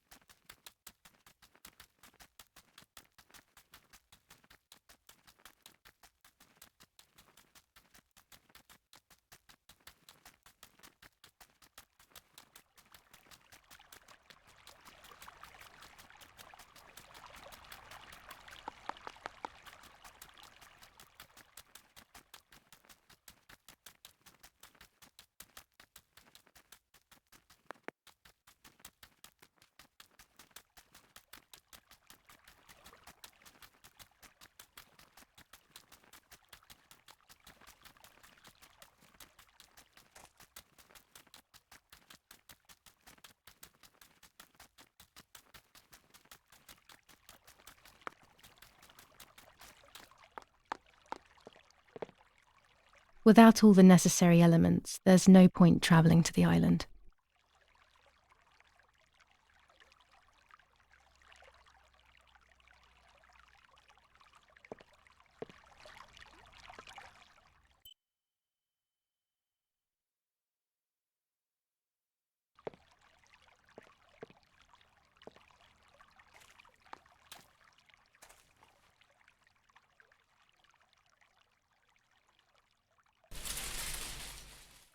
Here it is. I hope it works.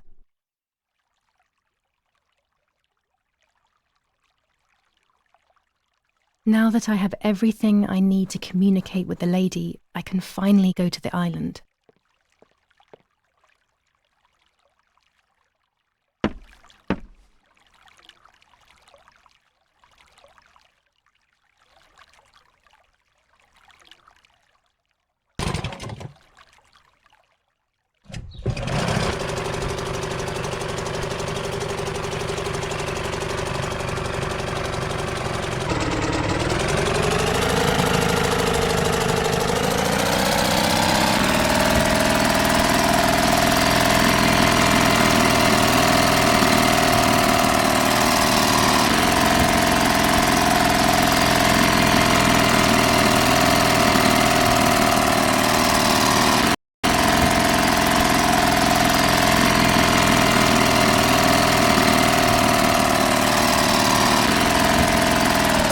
This little boat is Nanny's husband's pride and joy.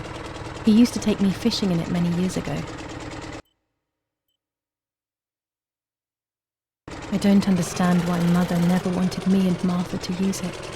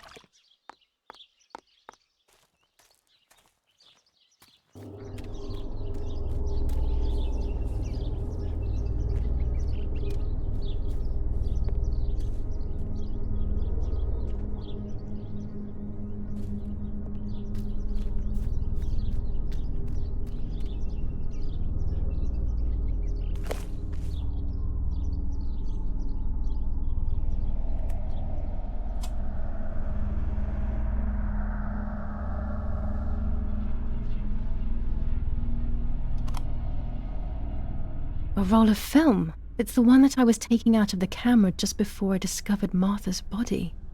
It should contain shots from before that moment. With a bit of luck, one of the shots has captured the moment of Martha's murder. I will then finally have an answer. Was it really Mummy? I will develop it as soon as I can, but now it's time to speak with the White Lady.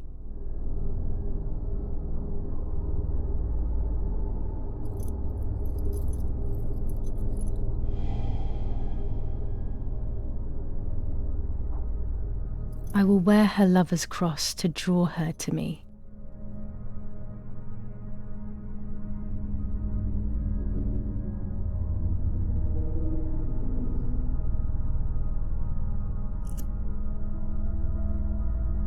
A lock of my hair to enter into her world. I will use the tarot cards to communicate with her. The first 10 will be used like I did with Nanny. Once 2 cards have been chosen, it should begin.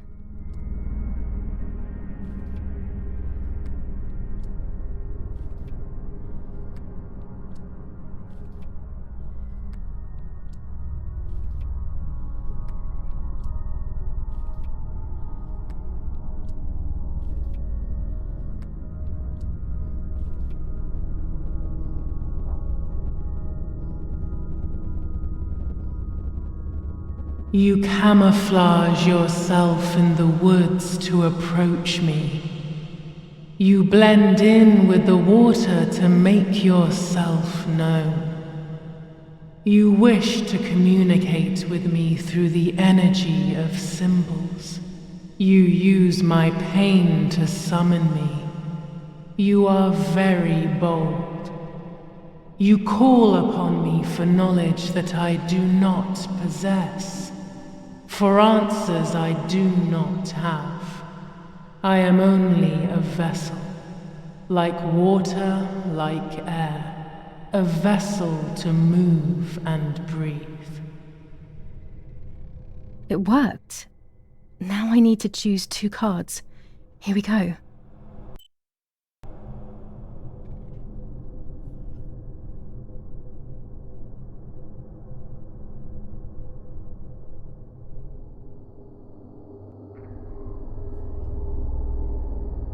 Part of our soul embraces the people we love.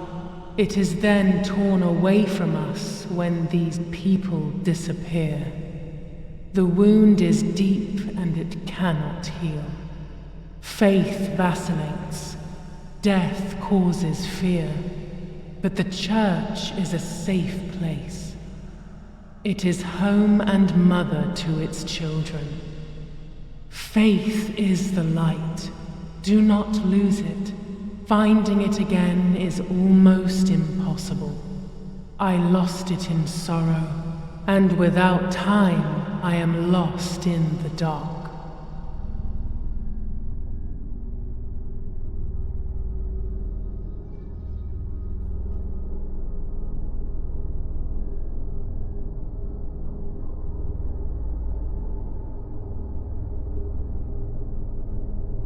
You do not have control of yourself.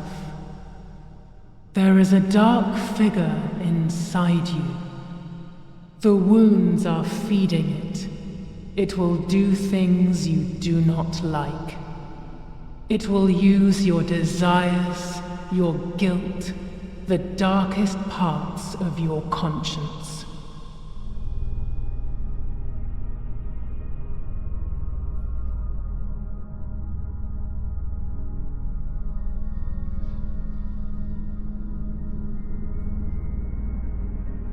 The daughter, the house, the mother.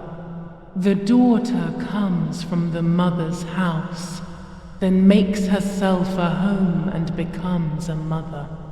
This cycle is broken.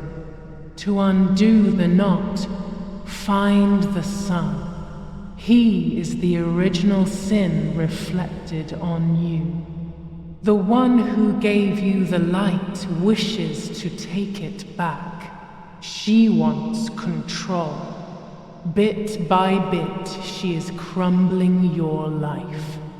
You have to stop her.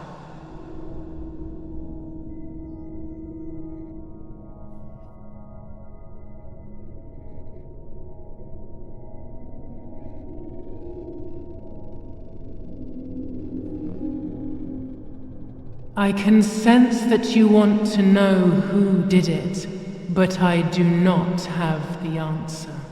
You must find it yourself. Do not ever try to enter through the front door if you wish to reach the heart. Your twin sister might have the answer you are looking for. Even after death, we leave traces of ourselves, don't we? Everything is indefinite if you look at the essence of things.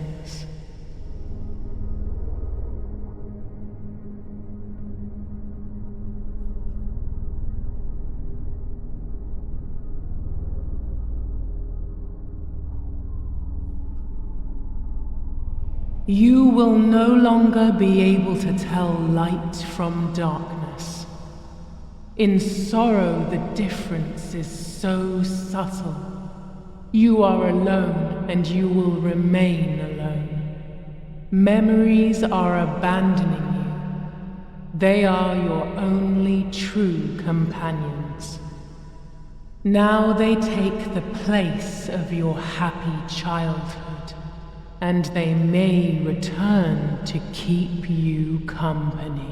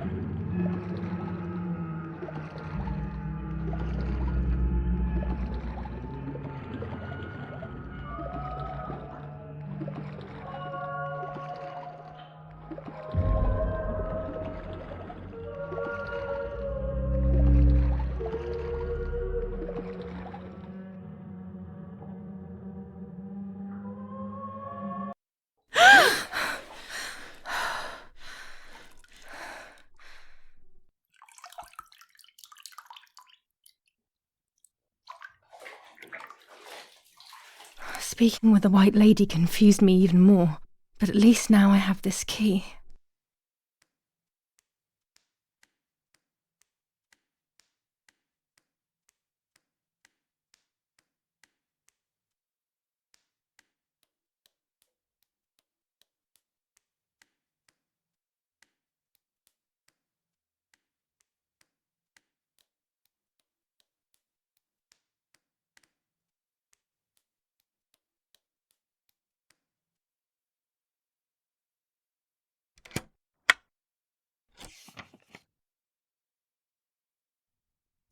July 16th. Dear Sister, I entrust my secrets to this letter. If you are reading it, things have gone as I thought they might, and I am no longer there with you. First of all, I am not deaf, and I never was. Mother scared me when we were little, so I decided not to speak or listen anymore. It worked. In fact, Mother began to love me. They also found a scientific explanation for my deafness. Neurological damage caused by excessive pressure exerted by the twin during pregnancy progressively led to hearing loss. And like that, my decision was also transformed into a fault of yours. So I must put it right. Do I have any other secrets? Unfortunately, yes, but a letter is too cold for such matters. Now that you know that I can speak, please go to the dark room. I have a hidden recording. Listen to it and you will hear my voice. Farewell, Martha. Why all of this madness, Martha? What else have you been hiding from me? You deprived me of your voice for more than 15 years. I can't wait to hear it now.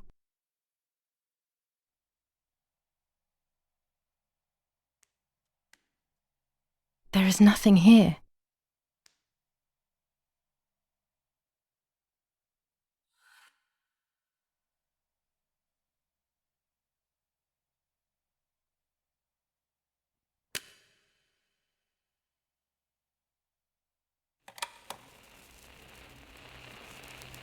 Hi, Julia. I know that this will seem absurd, but this is me and this is my voice. We are equals in this sense, too. Well, it's obvious, really. I've basically always spoken, and you were my voice. I'm going to meet my fate, so I don't want there to be any more secrets between us.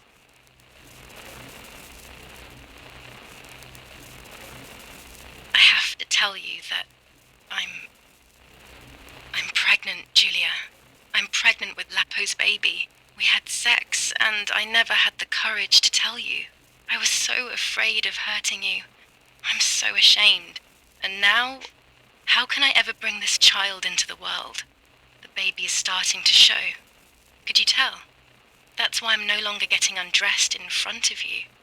But for how much longer can I hide it? Yesterday, you asked me to go to the lake together early in the morning. You, the sleepyhead. Early. I asked you to switch beds with me, like we used to when we were little girls. I got up at dawn and didn't wake you. I put on one of your dresses.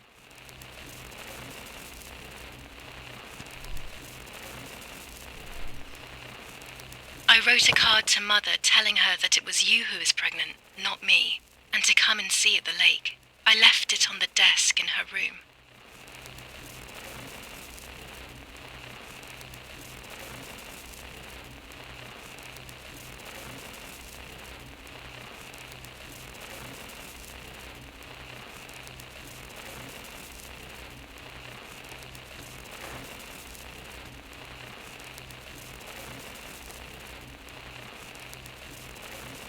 Then I felt the need to talk to you, and I remembered the recorder in the dark room.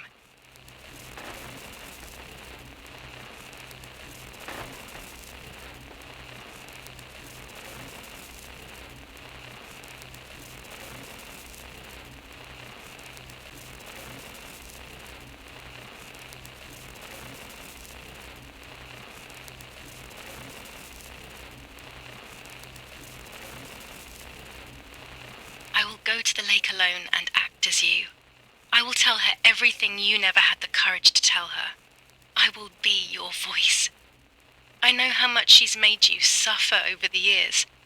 Unlike you, I remember all of the harm she has done to you, and it is my fault. Take my place, sister. You will live a better life, and I will be able to rest in peace, knowing that I at least tried to put right what I have done wrong.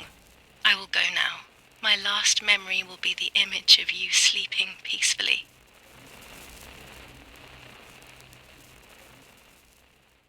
Hi, Julia. I was upset, unbelievably upset. July 16th, that cursed day, Martha didn't wake me up.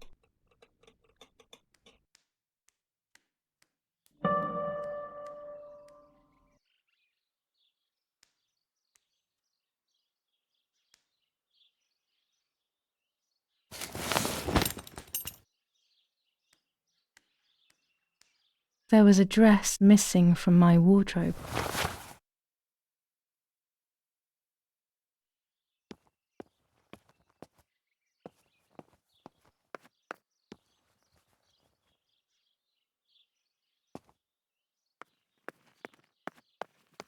Martha wasn't there, and we were supposed to go to the lake together. She even made her bed, which was unusual. I thought Mother woke up early, despite her medication, and asked her to do something.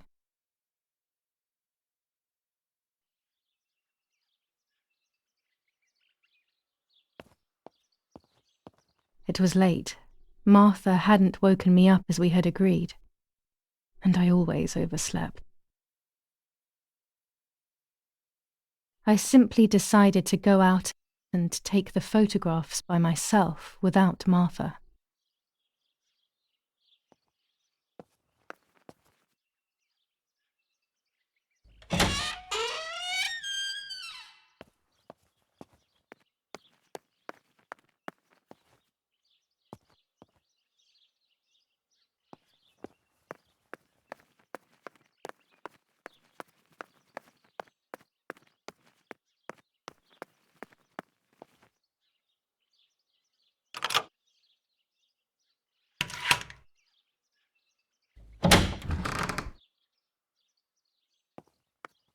It was a foggy morning, but it was no longer dawn.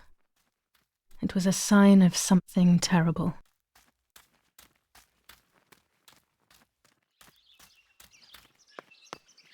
My mother had killed her beloved Martha with her own hands. I had then taken her place, usurping the throne of her affection. She would have never forgiven me. I had real reason to be afraid. Searched for one of Daddy's pistols to defend myself. What a stupid little girl I was. In spite of everything, that roll of film still needed developing, even if it didn't prove she was guilty. I also wanted to search for proof of Martha's pregnancy.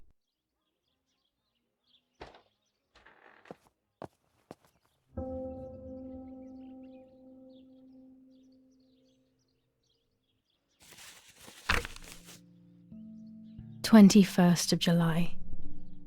Lapo is dead. They shot me in the back when I discovered his body. I thought I had hit rock bottom. These are soulless, empty days. After so many awful events, I finally managed to meet the White Lady, or so I believe. The line between reality and dreams is becoming less and less clear to me. I thought a lot about her words, but they didn't shed any light on my assumptions. They kept ringing in my mind. Maybe I will understand when the time comes. Now I know for certain that it was Mummy who killed Martha, when she thought that she was me. Only a week ago, all of this would have seemed impossible. I just need to find the proof, so she can pay for what she has done.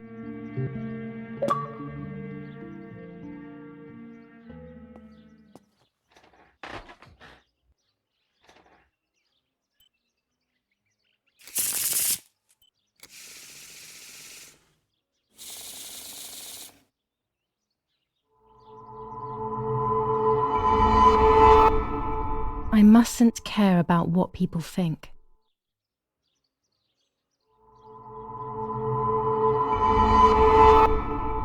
Or fear will prevent me from facing the music.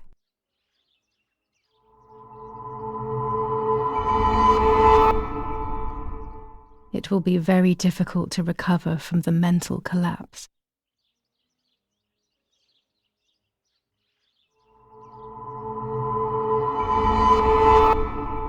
Destiny is inevitable.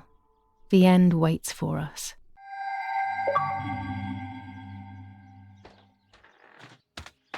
Almost 5 German divisions faced the troops of the 8th Army. Units of an Indian division crossed the River Pesa on a vast front, and they advanced 2 kilometers south of Montelungo. Meanwhile, the New Zealand units have reinforced their positions that run from San Michel to La Romola. Near La Romola, the Michelangelo That's it. Hopefully the image comes out clearly. where General K was staying was bombed by the artillery. Luckily, When it's not too sunny outside, the 200 ISO film works well. and once again, 400 ISO film. It comes into its own shooting clouds and indoors. stormed and animals were stolen and killed. Nobody has claimed General responsibility for yet Edict another K. act of senseless vandalism. But at the scene, an anti-German propaganda flyer was found. This is the civilization that our comrades are proposing.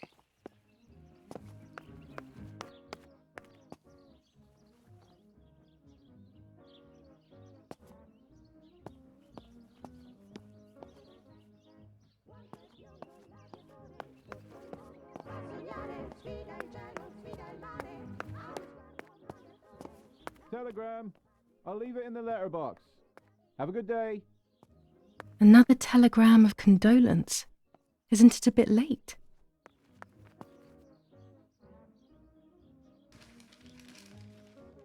The New Zealanders conquer Tavernelli in the eastern sector of the battlefront. The troops of the 2nd New Zealand Division, British 8th Corps, conquer Tavernelli. The 6th South African Armoured Division advances on the heights near Greve, conquering the peaks of the Dimini and Fili Mountains. The 4th Division reaches San Giovanni. Bombings. Damage caused by the bombings between Florence and Siena continues to increase. After the disaster at Poggibonsi, rubble and power cuts are the order of the day. Attack on Hitler. After an attack carried out by a group of traitors, Hitler's words are, "In having escaped, I see a sign of the duty incumbent on me to continue my work." Sabotage of the phone lines in La Romola. Telephone cables have been cut, causing danger to general safety. Any damage to the information service facilities is punishable by death.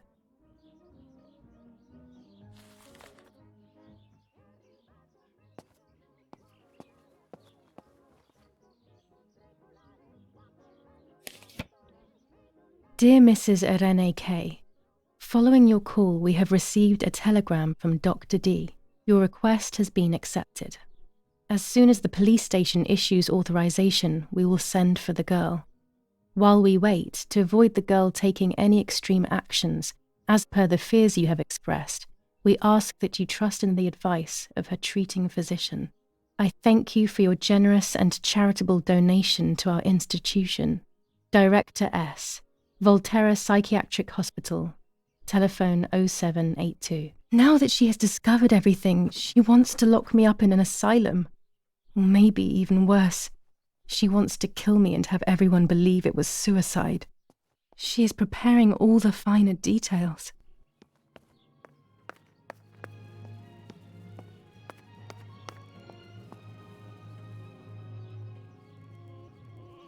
Commune of San Casciano, Province of Florence. Death certificate. From the Register of Death Certificates of this commune, number 174, part 3, series 12 of the year 1944. It is certified that on the day of the 16th of July of the year 1944, Julia K. has died, resident of Villa Perchabaya, born in La Romola. On the 26th of February 1923, the daughter of General Erich K. and Irene K., Don Attilio D. will give the funeral and the esteemed Mr. Alberto M., who will look after the burial in the cemetery of La Romola. Telephone number 6537. The official state civil service. General Galeazzo T.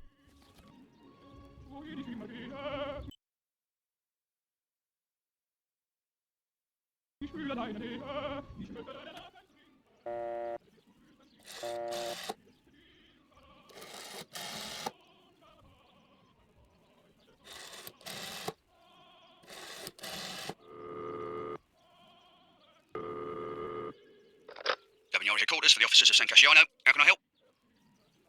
Hi, I was hoping to hear whether there has been any development on the investigation into the murder of Julia K. Wait a moment, please. Who's calling? I am Irene K., Julia K.'s mother. Miss K, forgive me. I didn't recognise your voice. Unfortunately, I don't have any real news. We are following up on some suspects. We assume we're with the boy who was killed in the woods outside your house. They seem to be planning something else. But your husband is probably the best person to ask about that. Thank you. Goodbye. Goodbye, madam.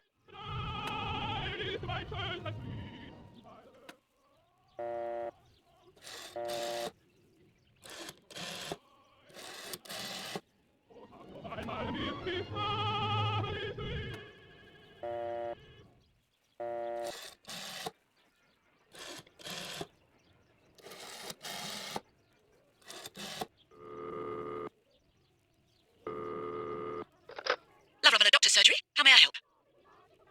Oh, hello, it's Irene K. Please wait a moment. Doctor, it's that strange girl, Irene's daughter. Hi, Julia. Yes, it's me, Doctor. It's Julia. Excuse me for... Don't worry, Julia. You needn't be ashamed. How are you? Any chest pain? I'm okay, Doctor. The pain is almost gone. But Mother seems to be getting ill again. I mean, in the head, basically. I saw that she is taking that medicine again. Pervitin, I think. Elena is very shaken by everything that's happening, but I don't think there is any need to worry. I saw her recently, and she's doing well, all things considered. Pervitin was made illegal in Italy a few years ago now, so I wouldn't have prescribed it to her. But they say that it is still used in the army. Maybe they could give you some information at the German command. I must go now, Julia. I will come to see you soon. I don't have the German command's number, but I'm sure it won't be hard to find amongst Father's things. Perhaps in his study?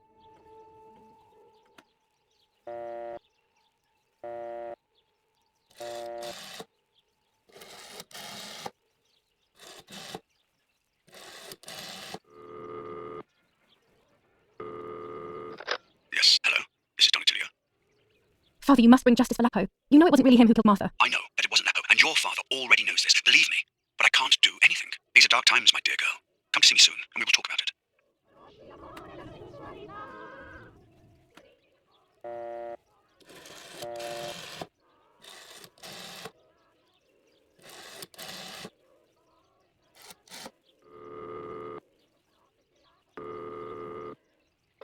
Volterra Psychiatric Hospital, how may I help you? Hello, we recently requested the admission of Julia Kay to the hospital. I just wanted to know whether it would be possible to cancel the request. I'm sorry, but the request was issued by the municipality where you reside, madam. Any revocation of the request should be passed by them. Only they can decide whether to approve of the cancellation or not. Have you already received the telegram confirming that we have taken charge of the request? Yes, I just received the telegram. Okay, so the admission will continue at this time. You can get back in touch with our institution later for more information. Please bear in mind that everything will depend on the designated doctor's assessment. Please come here in person around 1 month after the admission. Thank you. Goodbye, madam.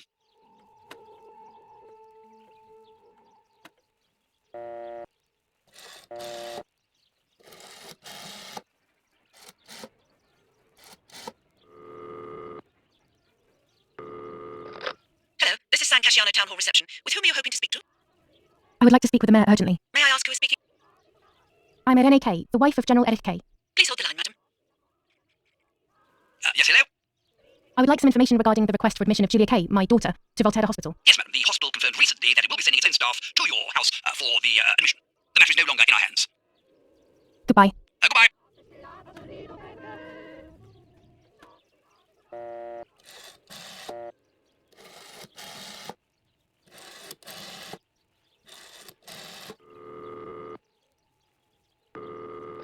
Hello, Maria speaking. How may I help?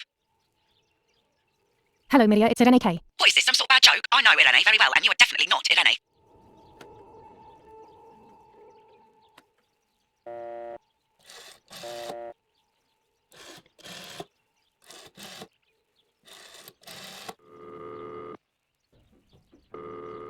Who is it?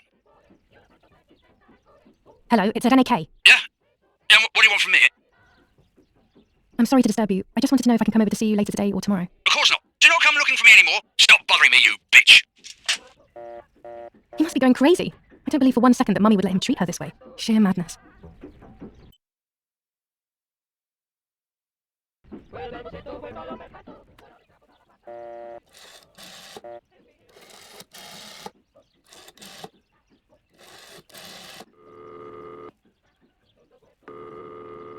Not now.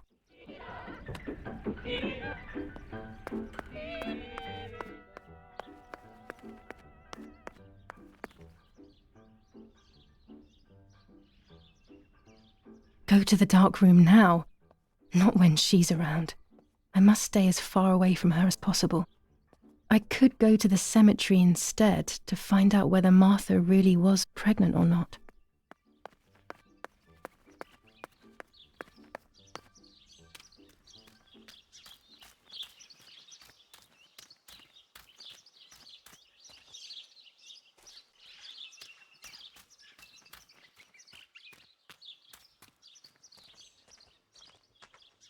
My bike. The wheel is deflated as usual. A bicycle pump will solve this.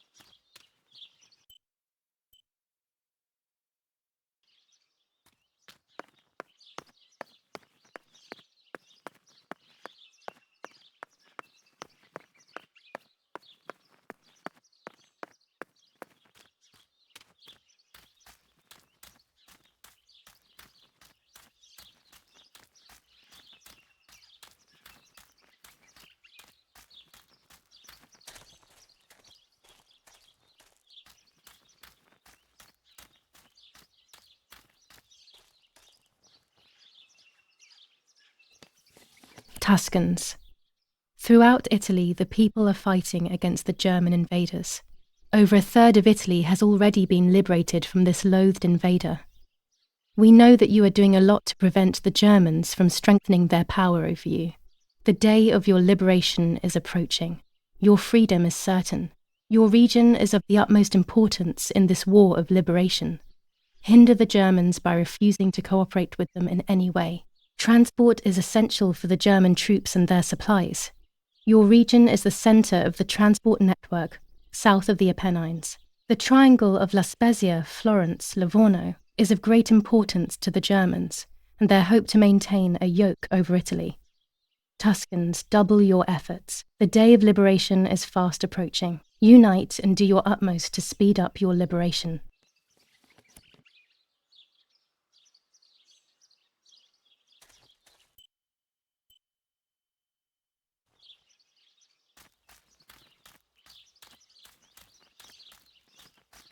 According to Nanny, this was an old windmill. It has been abandoned for as long as I can remember, and it has always given me the creeps.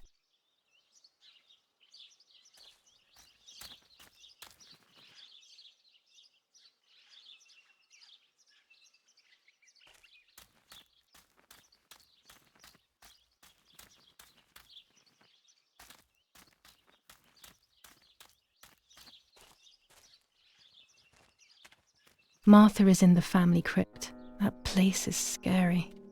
I don't remember, but Nanny told me we used to go there when we were kids, to see who was brave enough to go down the stairs.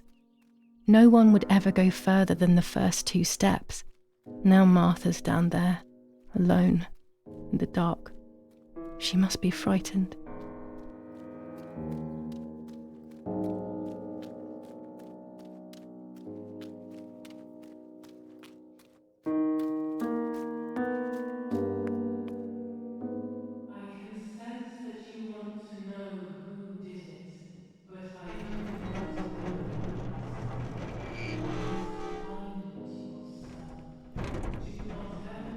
The crypt is here. Not now. Let's hope the caretaker isn't around. That man gives me the creeps. Even after death, we leave traces of ourselves, don't we? Everything is indefinite if you look at the essence of things.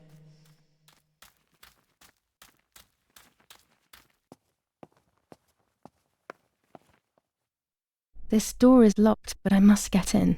Maybe I can find something around here to break the lock.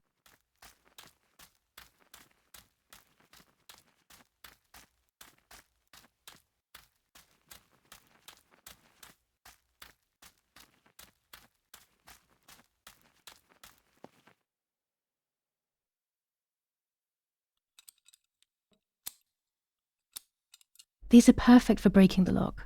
I should hurry before the caretaker comes back.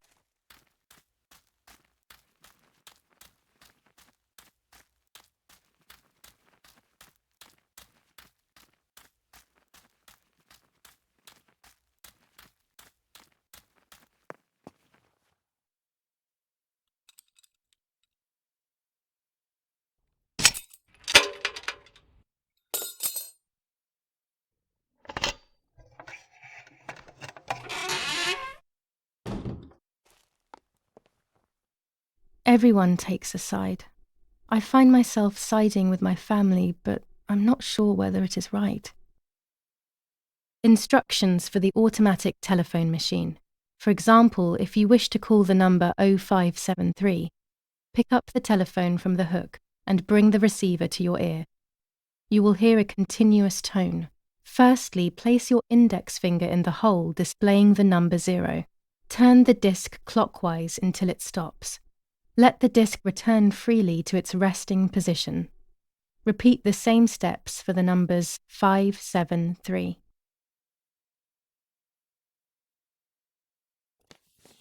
Enough. I can't go on like this any longer. I can't go on pretending nothing happened. My family was slaughtered by these dirty Nazis. My daughter wasn't even buried, and I had to bury that half-blood instead. An Italian family that got cozy with the dirty Germans. Bastards, that's what they are. What am I supposed to do with my life now? I want to end it, but not without taking a few Germans down with me. You won't see me anymore, but you will hear about me. Long live the resistance. Viva Italia.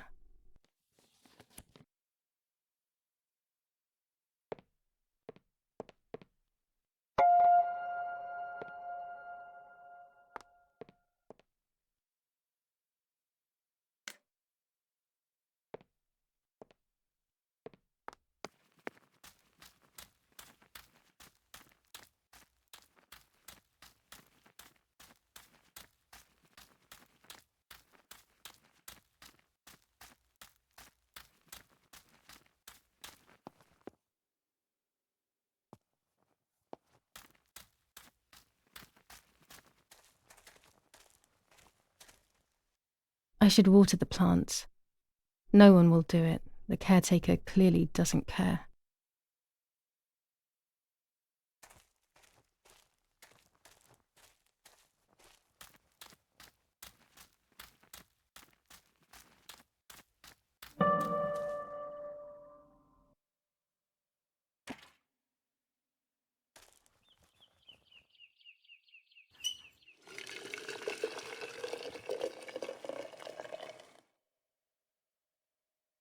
Now that I have filled the watering can, I can water the plants.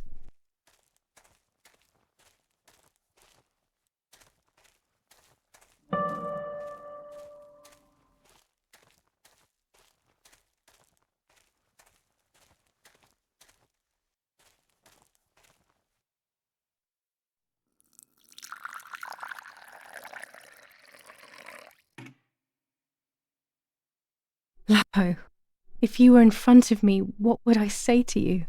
That I'm angry because you were sleeping with Martha? No, I'm not angry. I'm sorry that you kept everything hidden from me. It stings a little, perhaps, but faced with your loss, everything is now meaningless. I'm happy that they buried you here. We'll be neighbours. I knew that Daddy would allow it even if you were fighting with the partisans.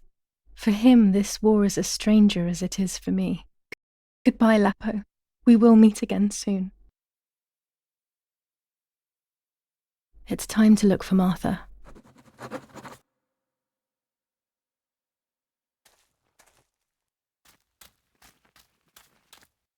A grave without a name, a life without memory. I pray for you, whoever you are, man or woman, young or old. Does it make any difference?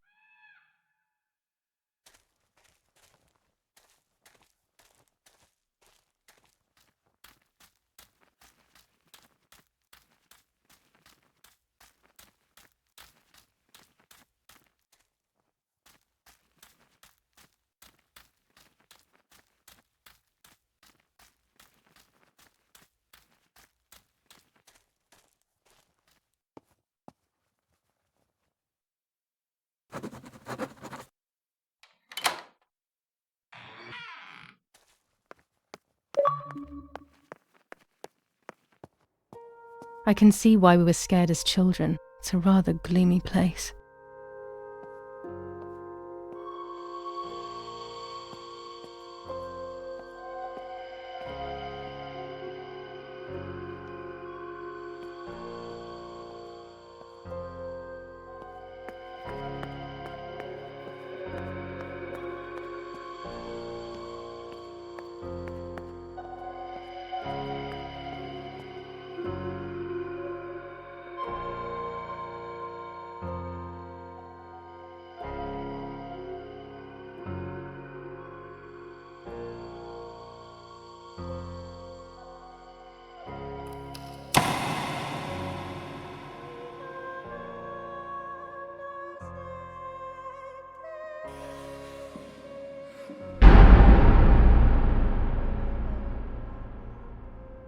May God forgive me for what I'm about to do. I also pray that you, Martha, will forgive me.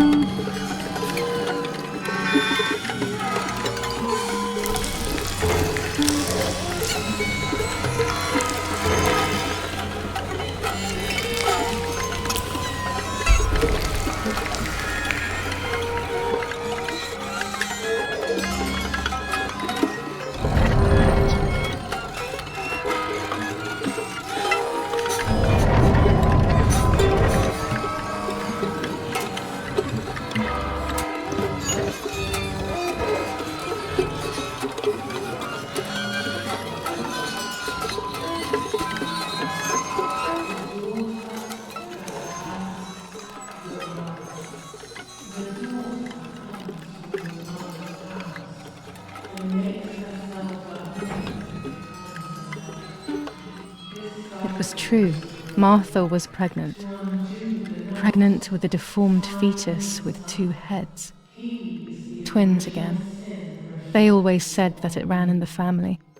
I was all the more shocked. I was doing things that I had never done before. I do not know what force was moving me. I became unstoppable. I decided to photograph the horror as evidence to show my mother and to everyone. Who knows why?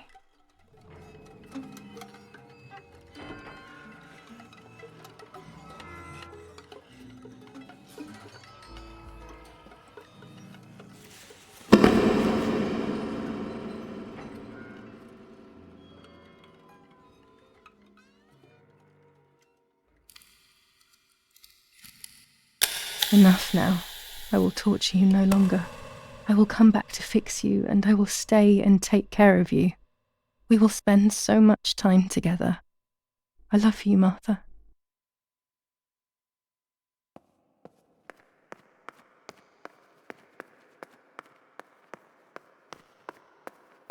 Doctor, I must thank you for your help.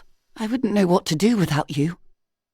Even our own dear Don Attilio seems to not understand the situation. Irene, please. Consider the idea of leaving Italy as your husband suggested. It would be better for everyone, especially for the girl. I fear that nothing will make her better. Her father doesn't want to accept it. I believe that hope is long gone. I agree, but in Germany there are better treatments in specialized clinics. The asylum is a temporary solution, just to ensure that she doesn't do anything foolish. But it's a nightmarish place. You know that all too well. You cannot possibly want this for your daughter. Of course I don't. But what can I do? She is a danger to herself, to us, to everyone. One of Eric's guns has also disappeared. She must have taken it. Who else could it have been? I am so scared, Doctor. I cannot wait any longer. Also, you know what they think of Italians in Germany, don't you? But you would be with Eric, an esteemed general. Everyone will respect you. That cursed girl. Where could she be? Let's hope she doesn't play any more foolish stunts. I'll wait for her here, in the cellar. Sooner or later, she'll go to the dark room. That's for sure. I would gladly stay and keep an eye on her. But I must rush to town to organize the last few things for her hospitalization. Thank you, Doctor. Don't worry. We'll see you later.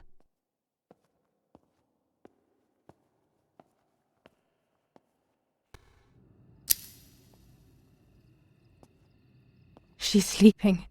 I must take advantage of this. I will make her talk. She will reveal the truth out of fear.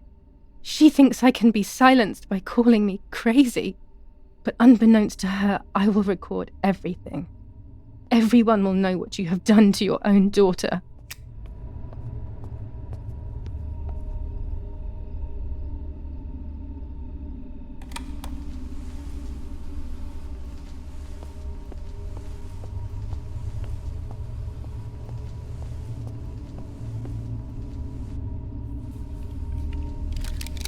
Now I will wake her up and she will confess. You can bet on it.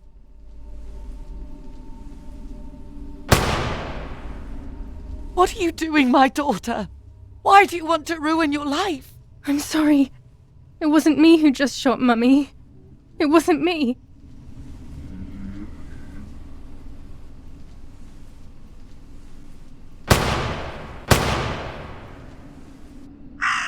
Dear God, what have I done?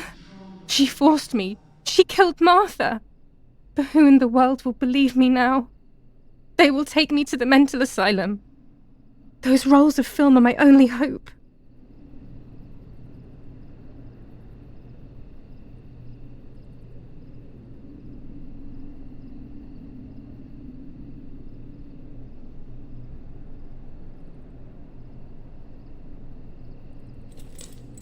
So that's who had the keys to my childhood bedroom. I could have guessed.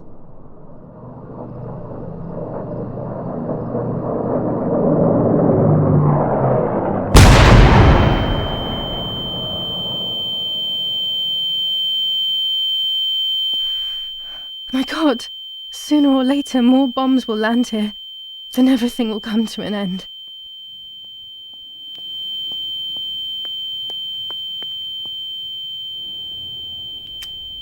Damn, the power's out. It's impossible to develop that roll of film now.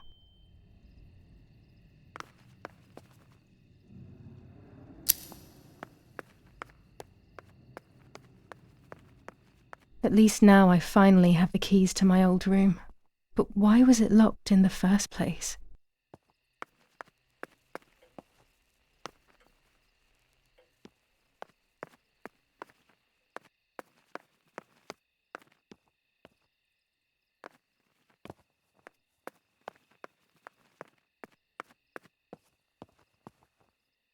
Finally, I can enter my room.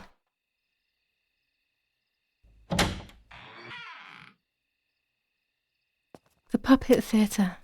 I loved it when I was a child. It's like being a child all over again. I used to play with the puppets by reenacting what was happening in my life. To clear my mind. I want to do it again. At the beginning of any puppet act, there was always the legend of the White Lady. Otherwise, the scenes I was reenacting were worthless.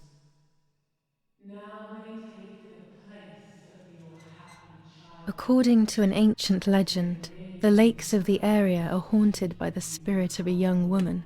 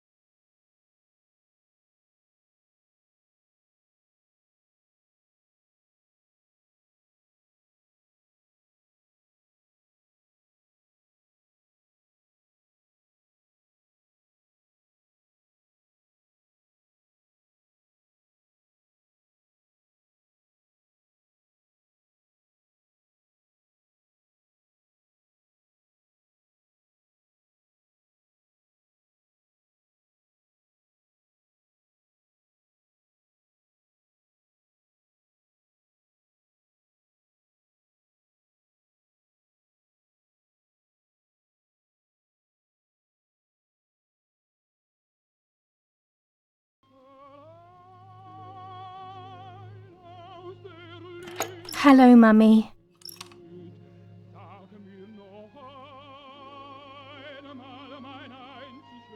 Take off your clothes. I want to see your shame.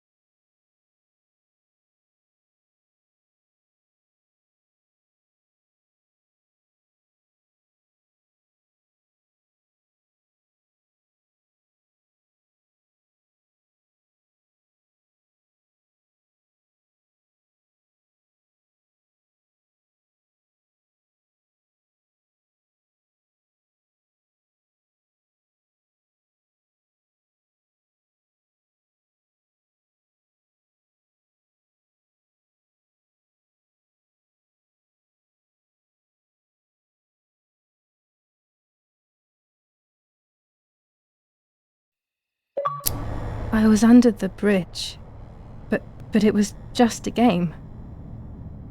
This, however, is not a game. I was just playing. It's just a bad joke. Under the bridge, the church, town, speak, the white lady.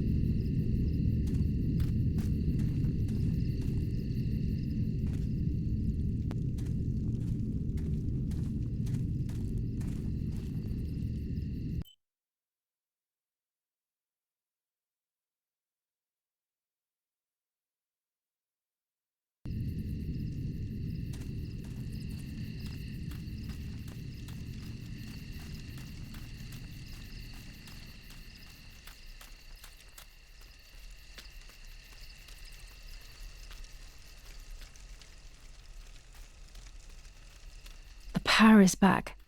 Now I can develop the role and hopefully have my questions answered.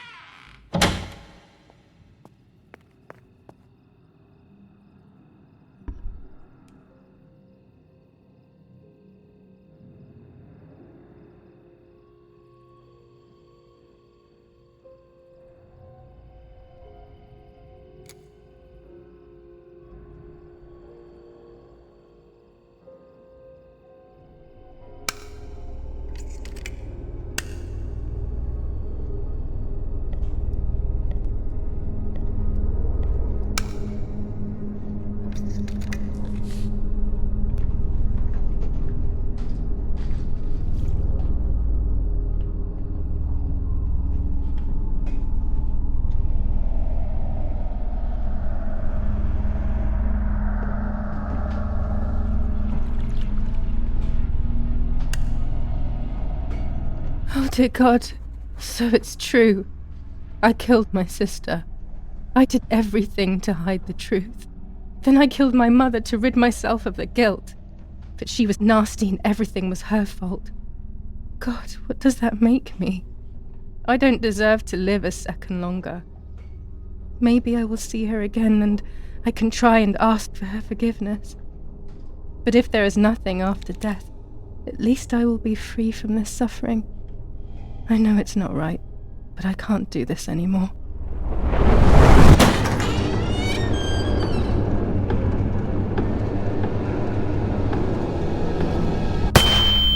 I fired instinctively at that soldier, hitting him right in the head, but it was not a good idea. He obviously didn't come alone. When the others came in, I closed my eyes. I heard a lot of commotion and then felt a sharp pain in the stomach. They were kicking me while another tried in vain to convince himself that the soldier on the ground was still alive.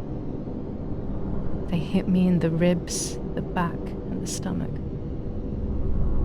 I couldn't breathe, and at the same time I felt the need to vomit. They were ordered to put me on a seat.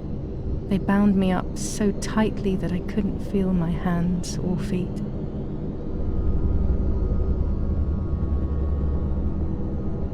On the seat next to me was my father. He was breathing, but he appeared to be unconscious. The guy in charge started asking me questions. He kept hitting me in the face and head with some kind of short cane. It was so violent I thought my skull would crack open. All I could taste in my mouth was blood and broken teeth. I ran my tongue across my teeth, thinking to myself that I'd never be able to smile again. A frivolous thought, perhaps, but a painful one nonetheless.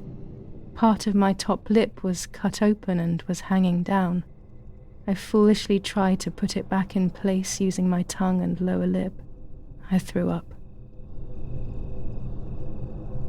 They forced me to confess that my father had been carrying out all kinds of activity within the German army. Of course, I didn't know anything about it, so I tried to explain. But those punches... I would have done whatever it took to stop them. Whatever it took. Just after I told them what they wanted to hear, The general said, "All it took were 2 slaps and you sold out your father, you German whore." Then he ordered my father to be executed. It took less than a moment. He didn't even move. He pointed to one of the soldiers and then he pointed to me. My time had come. They all left except for the soldier who had the unpleasant task of finishing me off. I wanted to die, but not like that. Terror engulfed me. I could almost hear the sound of my body evacuating. I had the gun pointed to my forehead. I couldn't look at his face. I stank. I felt indecent. Then he moved the gun on purpose and shot without hitting me. He had taken pity on me. It must have been my fate not to die. He quickly cut the ropes and pushed me to the ground, saying out loud, "It's done. The German whore has been dealt with." I was left motionless on the ground. He left, and I fainted again.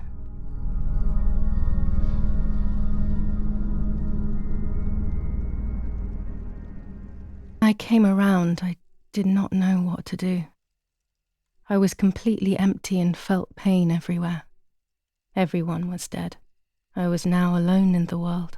I felt a desire to hear their voices one last time on Daddy's recorder in the dark room. Provided the soldiers hadn't destroyed it, that is.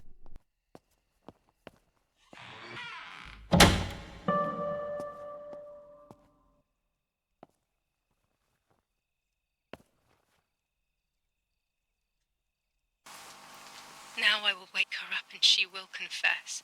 You can bet on it. What are you doing with your father's gun? It's dangerous. Stop it. Talk. Tell me everything now. Tell me what you have done. Okay. Calm down. I will tell you everything. I found that strange note when I woke up, and I immediately realized that something was wrong. Something was up with you, aside from your usual quirks. I came to check, but you weren't in your bedroom. You had spoken about the lake, and I got worried, so I called your father, and we went to see what was going on. We found you sitting in your underwear at the side of the lake. You kept saying that nothing had happened, and you kept repeating things like that. I hugged you to try and make you feel better, but you did not speak again for days. What is happening to you? You should tell me what's going on. I'm not going to that loony bin. I would never have wanted this, but I'm afraid you will harm yourself further. You were really hurting yourself in front of the piano that night. What else could we do? You killed my sister and now you're afraid because I found out. So you're making up stories, aren't you? But I'm not falling for it this time. What are you saying? Your sister? Please, no. I was not well. I didn't know what I was saying. So many years have passed. You were little then. I thought everyone had forgotten that nonsense. Shut up! Don't speak. Don't say anything else. What are you doing, my daughter? Why do you want to ruin your life? I'm sorry. It wasn't me who just shot Mummy. It wasn't me. I didn't know who I was anymore. Everything had fallen apart. I was afraid of myself. My God, it was terrible. I had always been convinced that I was too good for myself, but then I had become my own enemy. I was the danger. What should I have done? I thought about the puppet theatre in my old room. There I could find something in myself, perhaps. So I rushed to go play with it again.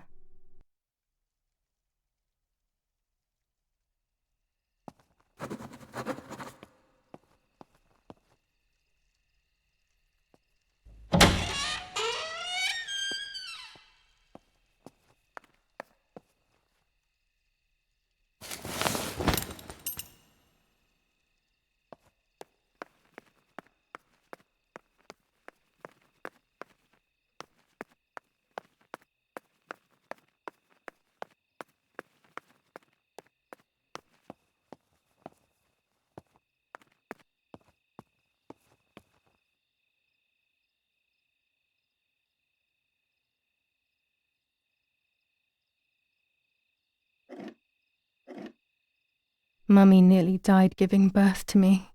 This is what remains in my memory of my mother's, Nanny's, and father's stories.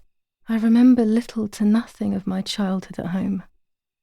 I have to try, though. Maybe the important events I should know are right there.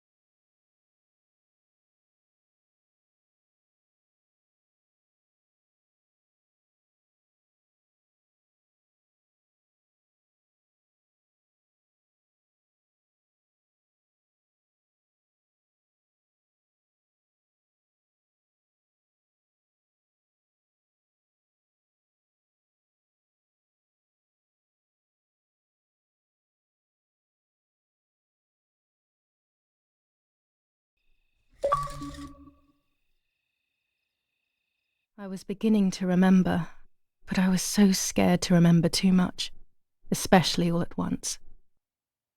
I didn't have time to guess exactly what happened. It was making me too upset. Pulling out those memories was like trying to pull out a tooth on your own.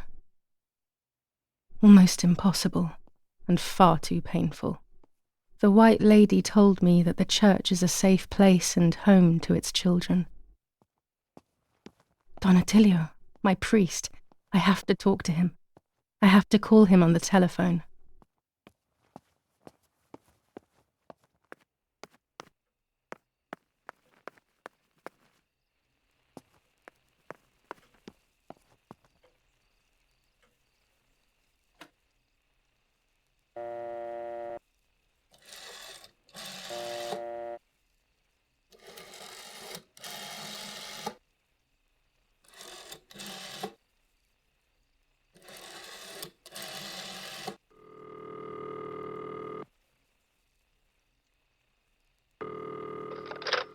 Don Attilio speaking.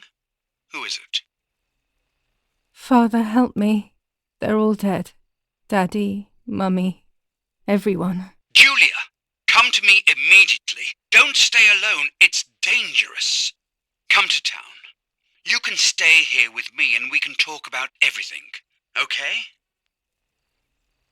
Okay, Father, but first I want to play with my puppets for a while. Julia, don't be silly. Come to church right away.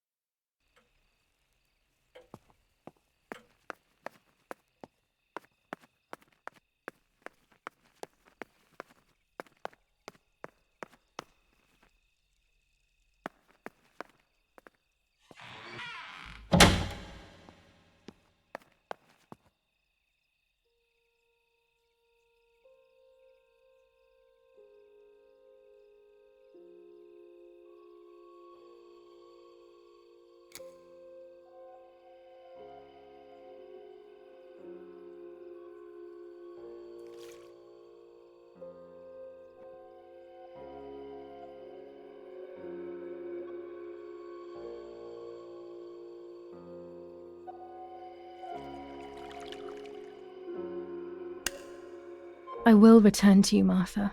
Together we will sort out everything. Just you and I.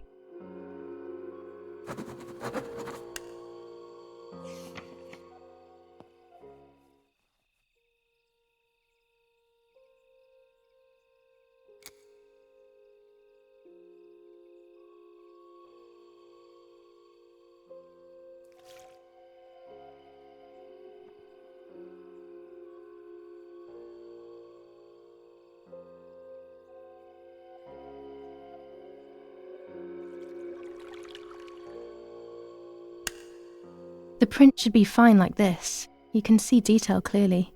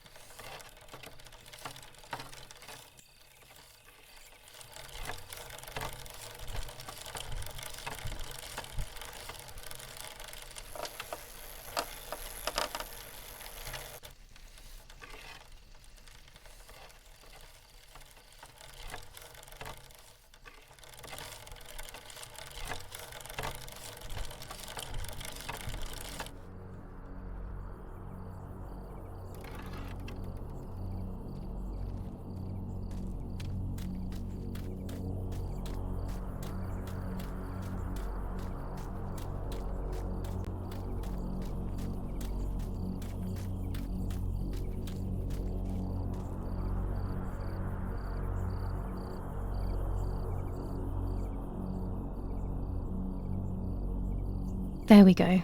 The photo is where they requested.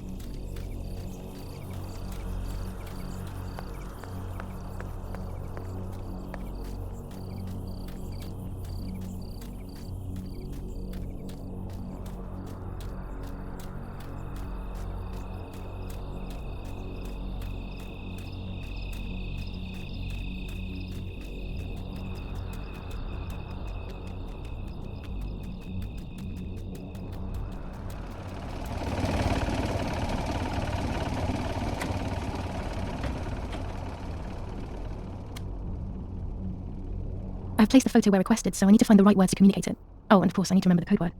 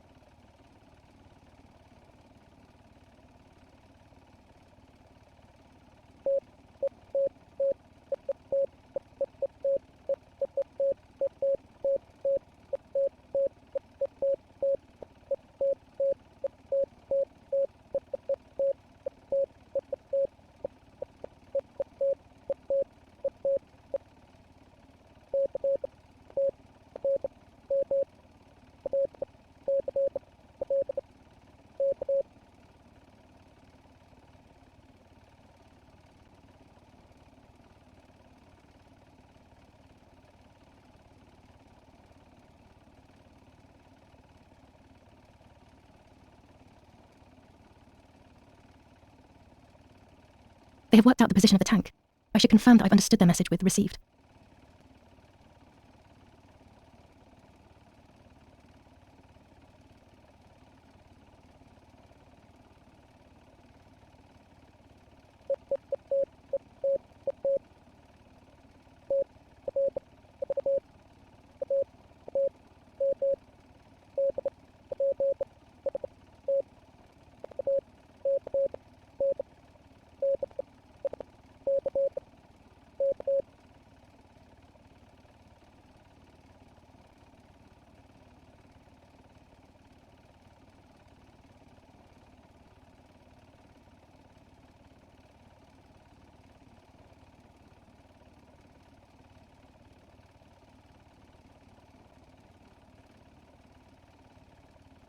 There's a weapons cache in the woods.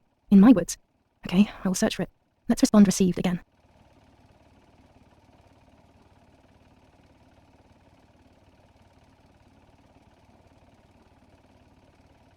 I need maximum concentration and complete mental silence, so I'll never do this.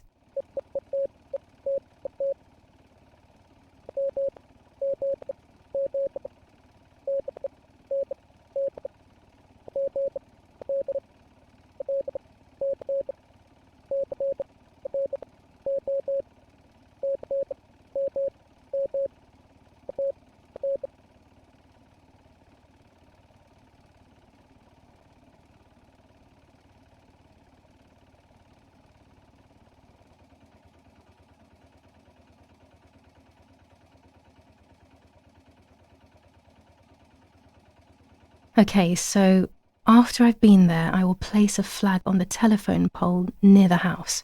They will then know that I have accomplished the task. Easy peasy.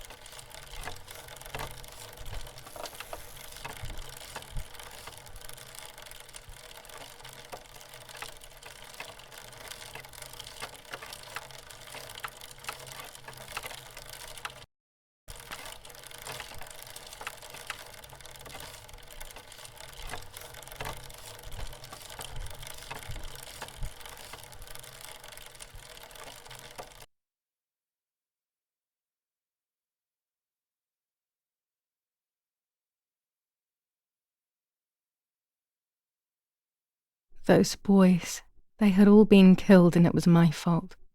They were my age, and a few of them were our friends. I didn't think it would go like that, but wasn't it obvious, really? What was I actually expecting? I felt like a coward. But what could I have done? Should I have betrayed my father? I loved my father, but I also loved my friend Lapo. Which side was I on? I just listened to my heart. I thought it was the right thing to do, but instead it was the worst thing I could have done.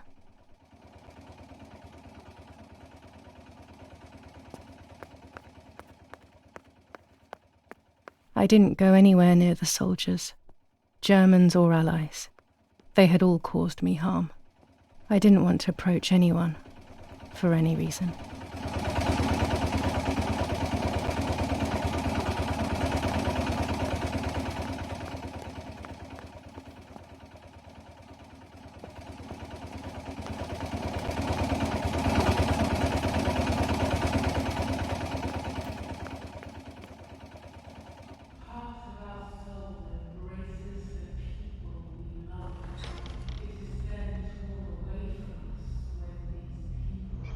Once I crossed that threshold, I completely lost touch with reality.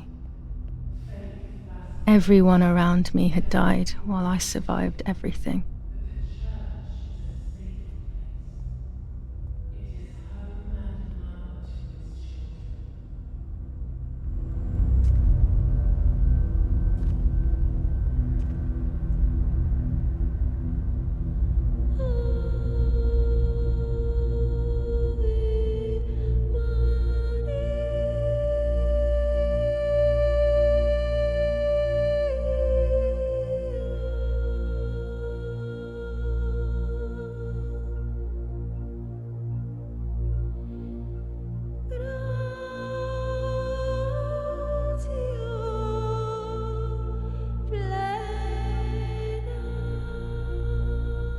I don't remember how things went. I just remember a big light and then photographs were being taken of me. There was a man dressed in white, a doctor, I presume. He was asking me questions, but I didn't understand what he was actually asking me. He wrote something on a piece of paper and then 2 nurses led me away. I was in the mental asylum. Some women were talking to themselves. Others cried. Some were even covered in their own filth. Others were violent and tried to hurt themselves any way possible. There was this one young woman who would pleasure herself all day long, incessantly, to the point where she would bleed. So they would tie her down to the bed screaming, cursing and talking gibberish for days on end. Once her wounds had healed and she was untied, she would just start again. That woman was me. They started to give me injections. What they gave me made my whole body shake. I broke my vertebrae and an ankle. I think it was called cardiazole or something like that. My body was like a fire that didn't want to be put out. When it appeared to be quenched, it would come back, even stronger than before. In the end, though, they won.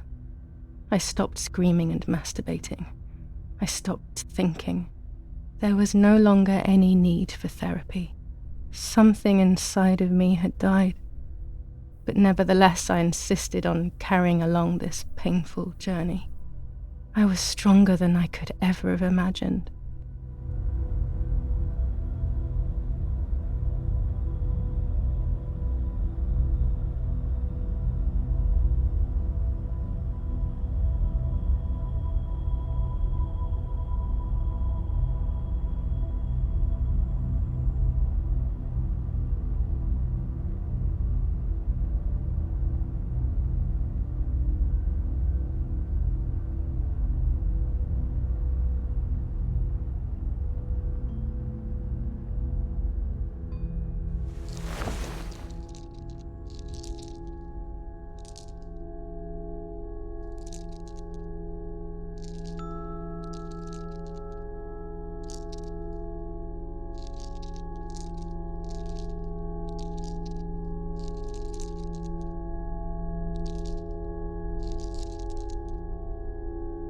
Who are you?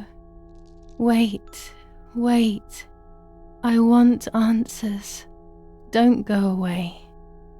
Talk to me about Martha, please.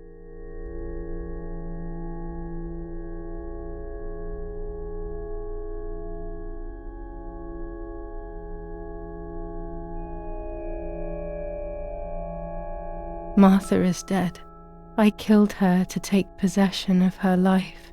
I will never find peace for what I have done. I feared that would be the case. And what about Mummy? Mummy is dead. Nobody knows that better than I do, unfortunately. It's useless to try and deceive ourselves. Did I do what I think I've done?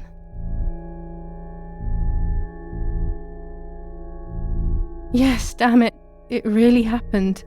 I cut her into pieces and buried her under the bridge. God, all that blood. My God, I knew it. What about Daddy? The soldiers? Did that really happen?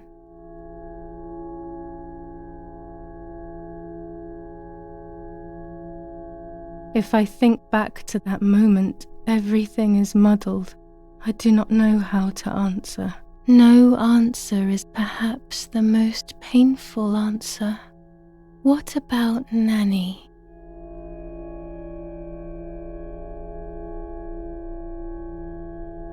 Poor Nanny.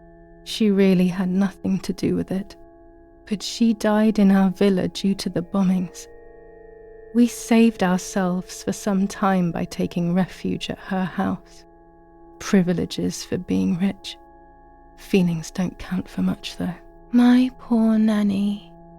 I'm afraid to ask about Lapo.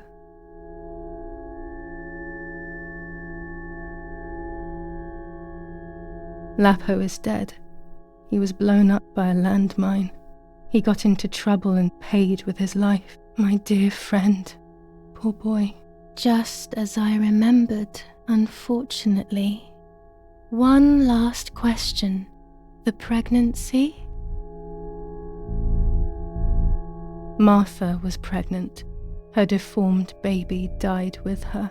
Maybe she was in pain. That's enough now. All of these questions are pointless, aren't they? It's all inside of us. We just need to turn the mirror. Is it not all just the reflection of an unknowable existence? Nothing more than a puppet show.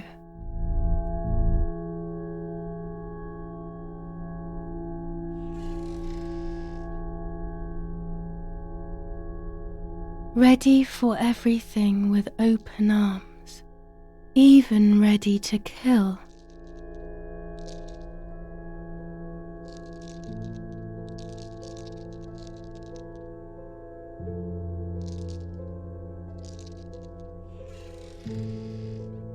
Legs always ready to run.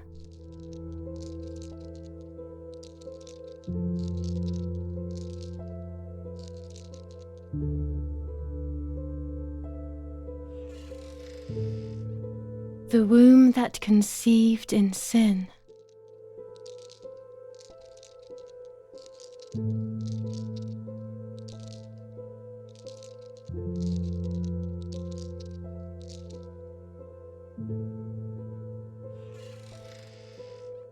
Lastly, the mind. To protect us, it has turned us into monsters. Either way, we cannot live like this, can we? I'll take care of it. I don't need to worry. I'll try to sleep if I can. I've got this.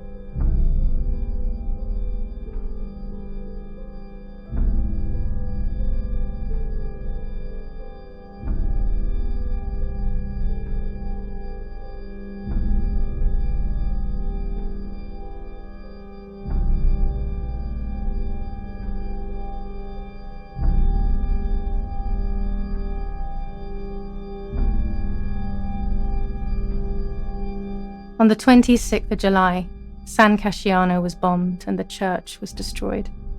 But I was not there then. I was already in the asylum. Once again, stubbornly, I was not dead. The bombs hadn't killed me, and I had also survived myself. The most absurd test and the hardest one. The war ended some time ago now, both out there and inside of me. I was on the wrong side of the gate, but now I can turn the page. Life is opening its doors again, isn't it?